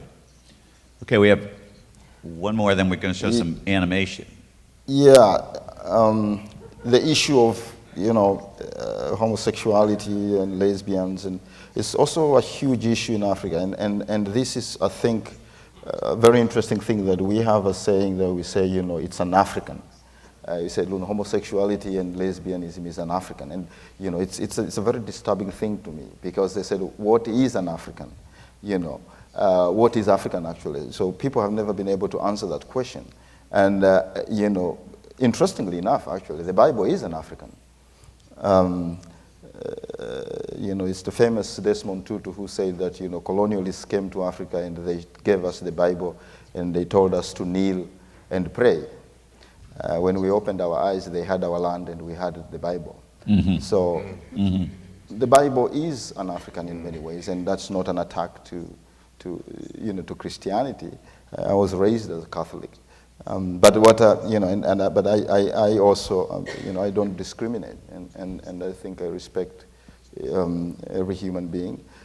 It has been actually one of the things. I know that also the paper has been attacked, this one, because of cartoons on gender issues, especially homosexuality. All right, so we're going to show you a clip from you have a media company that you started, right? Yeah. Bundi Media? Yeah, Bundi Media. So we have been doing this show for the last 5 years. I started as I was writing about and I was drawing some of the caricatures. I was producing it. And at the same time, I was also doing my editorial drawings. Yeah, so you do drawings in the morning, then you go and you do work on this so it was and a kind of a afterward. chaotic situation. Right. But then over the years, I think the last 1 year, I've withdrawn and I'm more of a sort of like advise and give directions because I want to concentrate doing my editorial. And you have a big team doing it. How many people? It's a huge team. I mean, we're up to 60 to 80 people. When 60 to 80 people. When we're in season. So we have 5 writers, we have set builders, we have 10 puppeteers. We make our latex, the puppets ourselves in Nairobi. We import the latex from France, but we do everything in Nairobi. Right. And the show is twice a week. Okay. And then we have also an omnibus, so to speak, over the weekend. So we have 3 times a week the show that appears in one of the. But one of the most important thing about this show is that we have the editorial control of it. Just like the way I do my drawings, we actually have a very and it's contractual that whatever we do, the broadcasters have no say in it. I mean, if they have issues with it, they will talk to us. But as a result of that is also, and this is one of the challenges, is that the project has been a success, editorial-wise. But then no other corporate Kenya or anybody has come forward to sponsor the show, despite having a following of up to 10 million people, during the season. Fantastic. I'm talking of the. Because everyone's scared to be. Yeah, I mean, you have, when you have a situation where business and politics, they're all in bed. I mean, it's very difficult for people to come forward and say, oh, we want to sponsor you, because, your political opponents will see you, like supporting. People will see you supporting their political opponents. So where does the money come from? So it is actually, we raise some small amount of money from the television fee, Okay. license fee, but yes. that's very small. But we also have, partners and donors. So we work, for example, with the Ford Foundation that has been I very see. good Okay, so you get donations and supporting. so on. Exactly. And Interesting. even with our partners, I mean, we have a very clear rather engagement in the sense that we don't actually, we control our editorial policy. Fantastic. Yeah. All right, so we're going to show this. So set us up here. Yeah, so You're just gonna have to say, Obama. Yeah, just to add, I mean, Yep. I brought a clip that probably people can relate closely. Yeah. We did this clip in 2000 and after the assassination of Osama bin Laden. Right, after, right. Yeah, so, and And we the use, language is strong in here. Yeah, There's some strong and language. we use music videos, but we do a lot of other clips, but this particular one, and this has been very good in terms of reaching out to the young population, because the young, there's that segment of the population, they love our video work, and so we do probably one music clip, and basically we just spoof any music, and I think this one is Dr. Dre's song. Okay. Yeah. And it's got Joe Biden and Barack Obama. Let's see if we can get this thing going. I got no apologies to make. That's why I shot your head, you cave-dwelling fool. U.S. Al-Qaeda killers, you know who the realest is? Navy SEALs, we bring it. Haha, that's right. First off, shot your head in your living room. U.S. when we ride, come equipped with game. You claim to be a pro, but I shot your head. We bust Al-Qaeda niggas dead for life. Plus Osama trying to see me weak, hearts are ripped. Al-Zawahiri and Osama some mark ass. We keep on coming while we're running for your oil, steady gunning, keep on busting on the fools. You know the rules. Gaddafi, go ask Osama how I'll leave you, cut your old us ass. Now see you in pieces, now be deceased. Al-Qaeda don't play around with real Z's, quick to snatch bombs off your jackets. Forget peace. I'll let them niggas know it's on for life. Don't let the U.S. Navy ride them camels. Haha. Al-Qaeda murdered on wax and killed. Play with me and get your caps peeled. You know, see, grab your pants when you see Obama. Call your camels when you see Obama. You bombed the U.S. but your punks didn't finish. Now you about to feel the wrath of a menace. Nigga, hit him up. Check this out. You Al-Qaeda know what time it is. I don't even know why I'm on this track. You all niggas ain't even on my level. I'm gonna let my little homie Ram B ride on you. Get out the way, yo, get out the way, yo. Yeah. Bin Laden just got popped. Hiding in a big ass mansion and let us shoot him in his head. Al-Qaeda needs to get spanked, crash for setting bombs, little accident murderers, and I ain't never heard of ya. Poiseless gats attack when I'm serving you. Spank to shank your whole crew when I gank. Guard your cave, cause I'ma slam your ass in the pan. Osama weaker than a doll, I'm running through, nigga. And I'm smoking Al-Qaeda in front of you, nigga. With the ready power, tucked in my guests like Jack Bauer. Osama must be sour, cause the package made his last hour. USA, hit him up, Obama. Call your camels when you see Obama. You bombed the U.S. but your punks didn't finish. Now you about to feel the wrath of a menace. Come on and hit him up. All right. All right, give it up.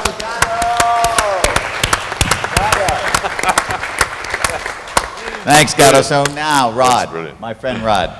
So we're going to put on just an interesting map. You want? I got no apology. Okay, tell us a little bit. Right, just to show you how New Zealand plugs in politically to the rest of the world, being such a small country. That's us right down the bottom right-hand corner. Right, just little suburb of Los Angeles there. Has anybody ever heard of the International Democrat Union at all? International Democrat Union? International Democrat Union. No. Right, it's a bit like the cartoonist club for conservative parties around the world. Right. And as you can see there, America, Canada, South America, Russia, Australia, New Zealand, India, they're all members. Some are serving, some are in power, and some aren't in power. Now, and this is a very well-heeled organisation. There's nothing secret about it at all. But our Prime Minister has been their chairman for about 6 years. So he's the chairman of the National Conservative Union, of this essentially. group of conservative parties around the world. So that's who you're having to deal with. Yeah. In So your job. that's what I'm trying to set the scene. And just before that too, You obviously, you would be familiar with the TPPA, which has been a lot of protests about around the Pacific Rim. That originally started in New Zealand by Helen Clark, who used to be our Prime Minister at the time, now holds the third highest position in the UN and is in line to be quite possibly the next Secretary General of the UN. So they're scattered far and wide. The current Prime Minister, John Key, used to be the head of Merrill Lynch in their foreign currency trading branch in Europe, and also sat on the board of the Federal Reserve for the New York Bank. Came back a year before Merrill Lynch heads started to be arrested in New York, joined New Zealand politics, and within a couple of years became Prime Minister. Ah, so that's the kind So of he's guy a very you're dealing with, well-connected all guy, right. and he's very hard to nail down. He's been targeting cartoonists and writers and journalists throughout New Zealand very carefully. Now, this was last year when there was the attack at Charlie Hebdo, and Key came out and made this statement: the targeting of journalists going about their daily work is an attack on the Fourth Estate and the democratic principles of freedom of speech and expression, which must be strongly condemned. That's everything that he'd been doing, tracking down at least two journalists, one who almost sent broke. And that's the cover of the post-attack magazine. So I thought, well, I'll put Key and Bradley Ambrose, the guy that he'd been pursuing, on the cover. Wow, good going. And this is a very unfortunate situation, but the Prime Minister lives in a very upper-class area of Auckland, and he and his wife regularly visit a local cafe, and the waitresses there wear ponytails, and he has a bad habit as he's standing in line to get served of playing with the ponytails of the waitresses. And one of the waitresses got very sick of this and made a formal complaint to the people that own the cafe, and from there it just went ballistic.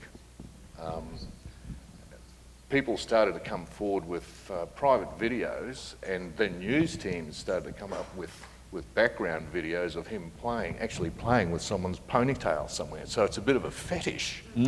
Wow. And we thought no one will ever survive that. Right. You know, if it was in Australia, he'd be demonised. Right. But somehow he managed to slip off this and still survives, and he's got his popularity rating at the moment is extraordinary. Then along came Panama Papers. Now, being the head of Merrill Lynch, you'd know a thing or two about how to move money around the place. It's one of the things that we were very conscious of at the paper was that he was being very quiet when the Panama Papers were released, and we obviously had a team working on the release of all the information. And we were hoping to find a link with him somewhere in there. And his comments were very down market, nothing to see here. New Zealand's not involved. Well, in fact, New Zealand is. All you need, if you're going to launder money, there are three things that you need, and that's a lawyer, you need an accountant, and you need a real estate agent. Right? And real estate properties in Auckland at the moment, the average house price is $1 million. Right. So we have people living in cars and garages who can't afford a house but work. It's absurd.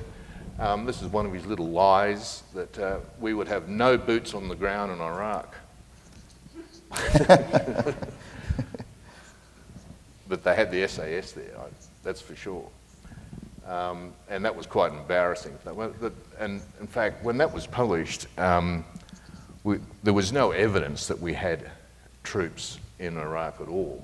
In fact, the spiel that we kept getting was, if we were going to be there, it would be in a logistical capability. Well, logistics is, you know, you look up a code word for logistics in the Army manual and see what that means.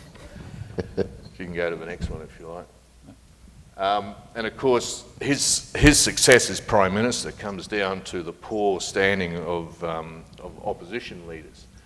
And Labor has had a string of them. This one was David Cunliffe, and this was at the time of the MH370 flight that went missing. And this is a more recent one. This is with a different opposition leader, with the cupping. Fortunately, though, Key's popularity, that's Key on the left, his popularity is now starting to wane slightly. He's dropped about 10%, but he's still very popular. This is one of my favourites. This one. Islamic State has been recruiting people in New Zealand to fight, and in Afghanistan and beyond, and into Iraq and Syria, and of course the argument is, why would you want to leave paradise? Right. All right. Then we had someone, one of the Islamic leaders in New Zealand, declared the Islamic State of Aotearoa. So I thought I'd have a crack at him too. Oh.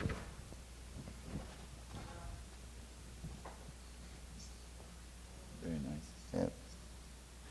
And offshore, known to New Zealanders as the West Island, is Australia. And Australia has this policy of stopping the boats, the refugees coming across from Indonesia. And what they've done, they have up to 30 detention centres scattered far and wide. At least 3 of them are are remote islands, and one of them is Christmas Island on the west coast, and then there's Nauru and Manus Island. And of course, there's an Iranian cartoonist imprisoned on Manus Island who was discovered by an Australian cartoonist, and he was trying to promote this guy's plight and see if we could actually get him out of there. And a lot of us cartoonists recognised this and decided to join the campaign, and that's my cartoon, my contribution to it. And of course, as I said before, I work on 3 levels. I do my editorial cartoon, always local first. So if there's a good local story, I'll do that. But if there's a big world story happening at the same time, I'll do something for the world page, and there could be a small pocket cartoon tapped in on top of it. So, yeah, so these are some of my world page works. And so how many will you do in a day? One editorial.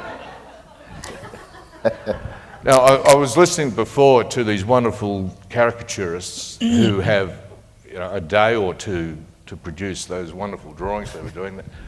I allow 3 hours. 3 hours to do this. So that's 3 hours to do that. Then an editorial cartoon, on probably top of 4 it. hours on top of that. Right. So there's 7 hours, and then maybe a pocket cartoon, which is maybe an hour. So yeah, so you're doing you're doing all of this stuff. And juggling all the time. Right.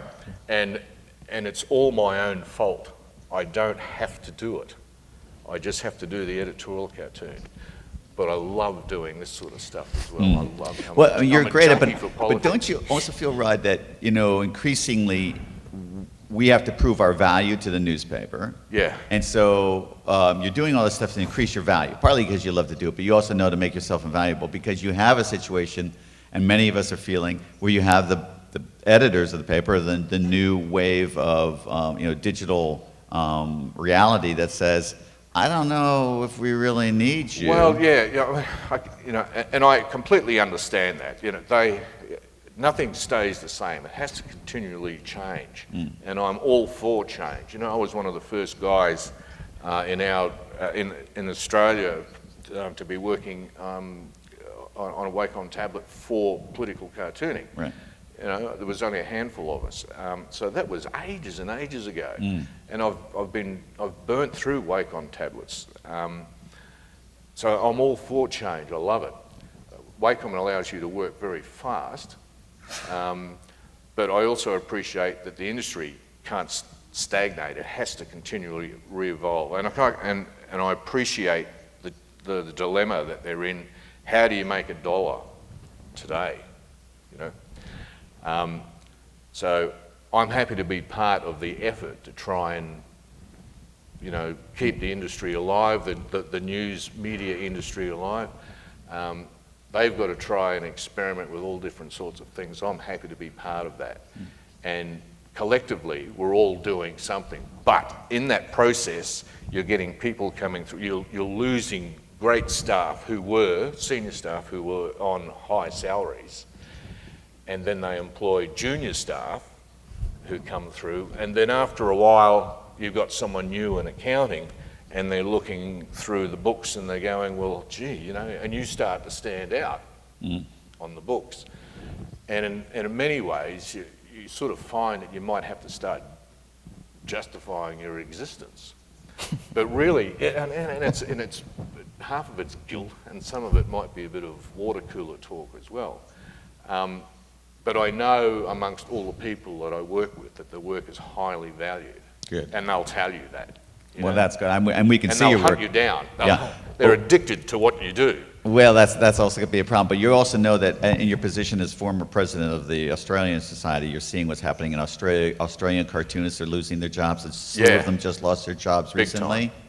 Big time. I mean, it's because the kind of the shakeout that we've seen here. But Australia, there's many fewer publications, and you know. Well, the number of cartoonists is always dictated by the number of newspapers.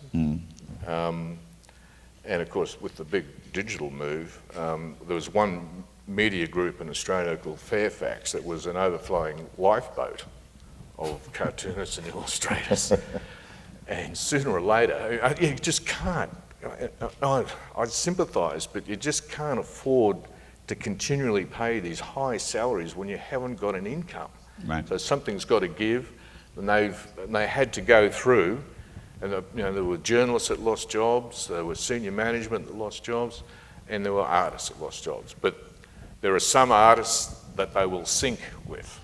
They will go down with the ship with, because they will not want to lose them. People like Michael Looney. You know. Now I'm going to bring up. So let's show you this cartoon, and then there's another great story that I want you to share with everyone before we take questions. I've always wanted to do Bonnie and Clyde. And this one again, how long did it take you to knock this one out? That was actually 2.5 hours. 2.5 hours. Yeah, he puts a clock on his desk. But they're quite big. Yeah. And they're all airbrush. This is airbrush. What? Digital Digital airbrush. Yeah. All right, so this is an interesting story. So this goes back to about 2006. This is in Australia. On your left, you've got the Indonesian newspaper, the Rakyat Merdeka. And there was quite a lot of confrontation in West Papua. If you're familiar with New Guinea, the western side of New Guinea is basically run by Indonesia, ruled and run by Indonesia. And there was a lot of ill treatment of the tribesmen through there. And so Australia had been through the back door negotiating with Papua New Guinea and a few other places to see if they could actually get some of the people out of West Papua. And they created this particular visa structure and managed to get a few people out. The Indonesians did not like it. So they published this thing. The cartoon on the left. 2 dingoes copulating. And the guy at the back is supposed to be John Howard, and the dog in front is the Foreign Minister of Australia. So John Howard was the Prime Minister of Australia at the time. Yeah, John, Prime Minister of Australia at the time. And everybody, like in Australia, just went, whoa, now this is very strong. And of course, Indonesia is the world's largest Muslim country, right? Apart from one part of it known as Bali, which is a primarily a Buddhist.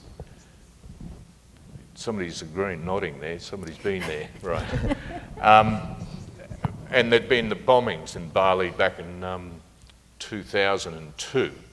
This is 2006, In 2005, there was another go at trying to blow up quite a few tourists, and the tensions between the two countries was just ridiculous.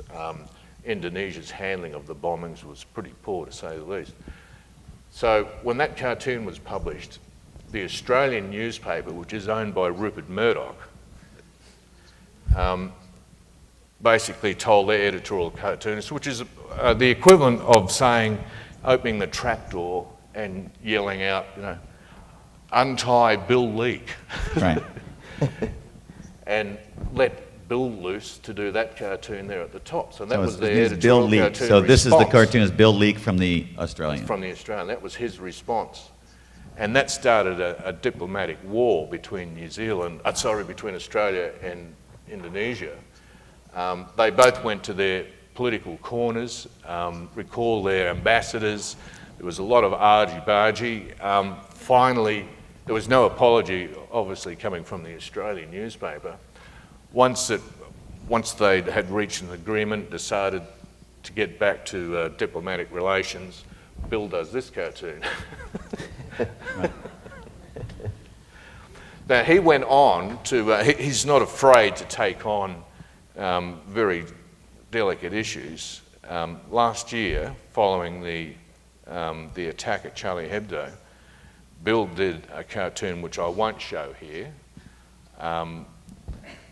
but this story has never been published, but there's a lot of stories around online where you can read between the lines and put a needle and thread through it, and it'll tell you just exactly what happened. As a result of that cartoon, he received a fatwa. He's one of the few cartoonists to actually get one. The word went back to Rupert Murdoch. News Limited has a security team. They evaluated it, thought it's serious enough, and they've now got Bill living off-grid. So that he's no longer on the political roll or an electoral roll, and he's had to sell his house and move. But he's still cartooning. And there's another cartoonist in Australia too, done the same thing, but everybody knows where he is. So. There you go. Well, ladies and gentlemen, Rod Emerson. Give it up for Rod Emerson. Thank you. All right, so I guess we can let these guys in on the conversation. What do you think? A little bit. We could take a couple of questions from anyone if anyone wants to come forward and chat with our wonderful guests. I mean, one of the great things when we have the international cartoonists is to hear the various different stories. And we all know that, you know, it's one thing, our jobs are difficult even if we have nothing working against us. We have to come up with an idea. It's got to be clever. It's got to be drawn. It's going to be read by 1 million or so people, and you've got to do it every day until you've maybe done 12,000 before you retire. Yeah. That's hard enough. But now you put into the mix these other crosswinds. And one of the things I have to tell you, I ask myself, is that if I was in the shoes of Gatto and Rema, whether I would be doing the same thing, because you know when you're in those situations, there's so much pressure and so much danger, but there's also something that drives you, because we know that what we're doing is very valuable and important to our societies. We've also seen so much how the editorial cartoons have been the freedom fighters of their particular place. Fortunately, we cartoonists have found ways to rally to support them in some ways. Cartoonist Rights Network International is kind of born to help support cartoonists who are in these situations. But I think having panels just like this, which make these things come alive, is great. We'll start with Matt. Hi, my question's for Rema. I know a number of Cuban cartoonists who ended up in a similar situation working as expats. And I'm just wondering, now you live in Miami, but you're drawing mostly for a Venezuelan audience? And do you have publications in Venezuela that actually put you in print, or is it mostly just social media? I mean, right now, is your MO mostly focused at Venezuela, or are you turning to do more international topics?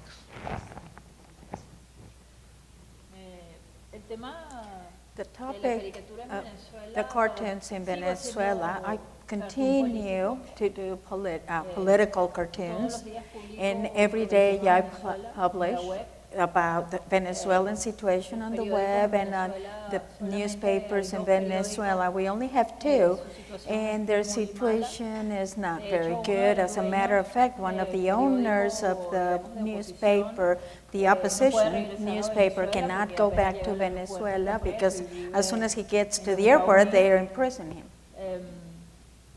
But there's the web, and my work continues to be published. I think I'm more useful over here because being here allows me to think. It allows me to keep a distance, to be able to see and also have a reconciliation with the world as an artist. You know, I'm very interested in, of course, the international topic, let's say, of what's going on in the world, and also the topic about the women, because that's another topic that I develop in my life, and it's another role in the modern life. I have several things that I'm working, but everything is on the web. Well, I want to say you guys have been very patient, sitting here all day, enjoying very many things. Please, let's give a nice round of applause to our special guests from around the world.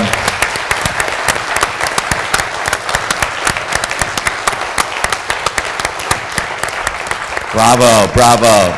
So our festival continues now. If you want to take a walk outside, there will be some guests to be able to take you to see the HB2 exhibition, if you like. Then there's going to be the barbecue, which is at Sanford Courtyard. And I think there should be maps in your little booklet. If not, there will be some people to help direct you there. And then from there, we'll be walking to the fabulous show tonight. Thank you, everyone.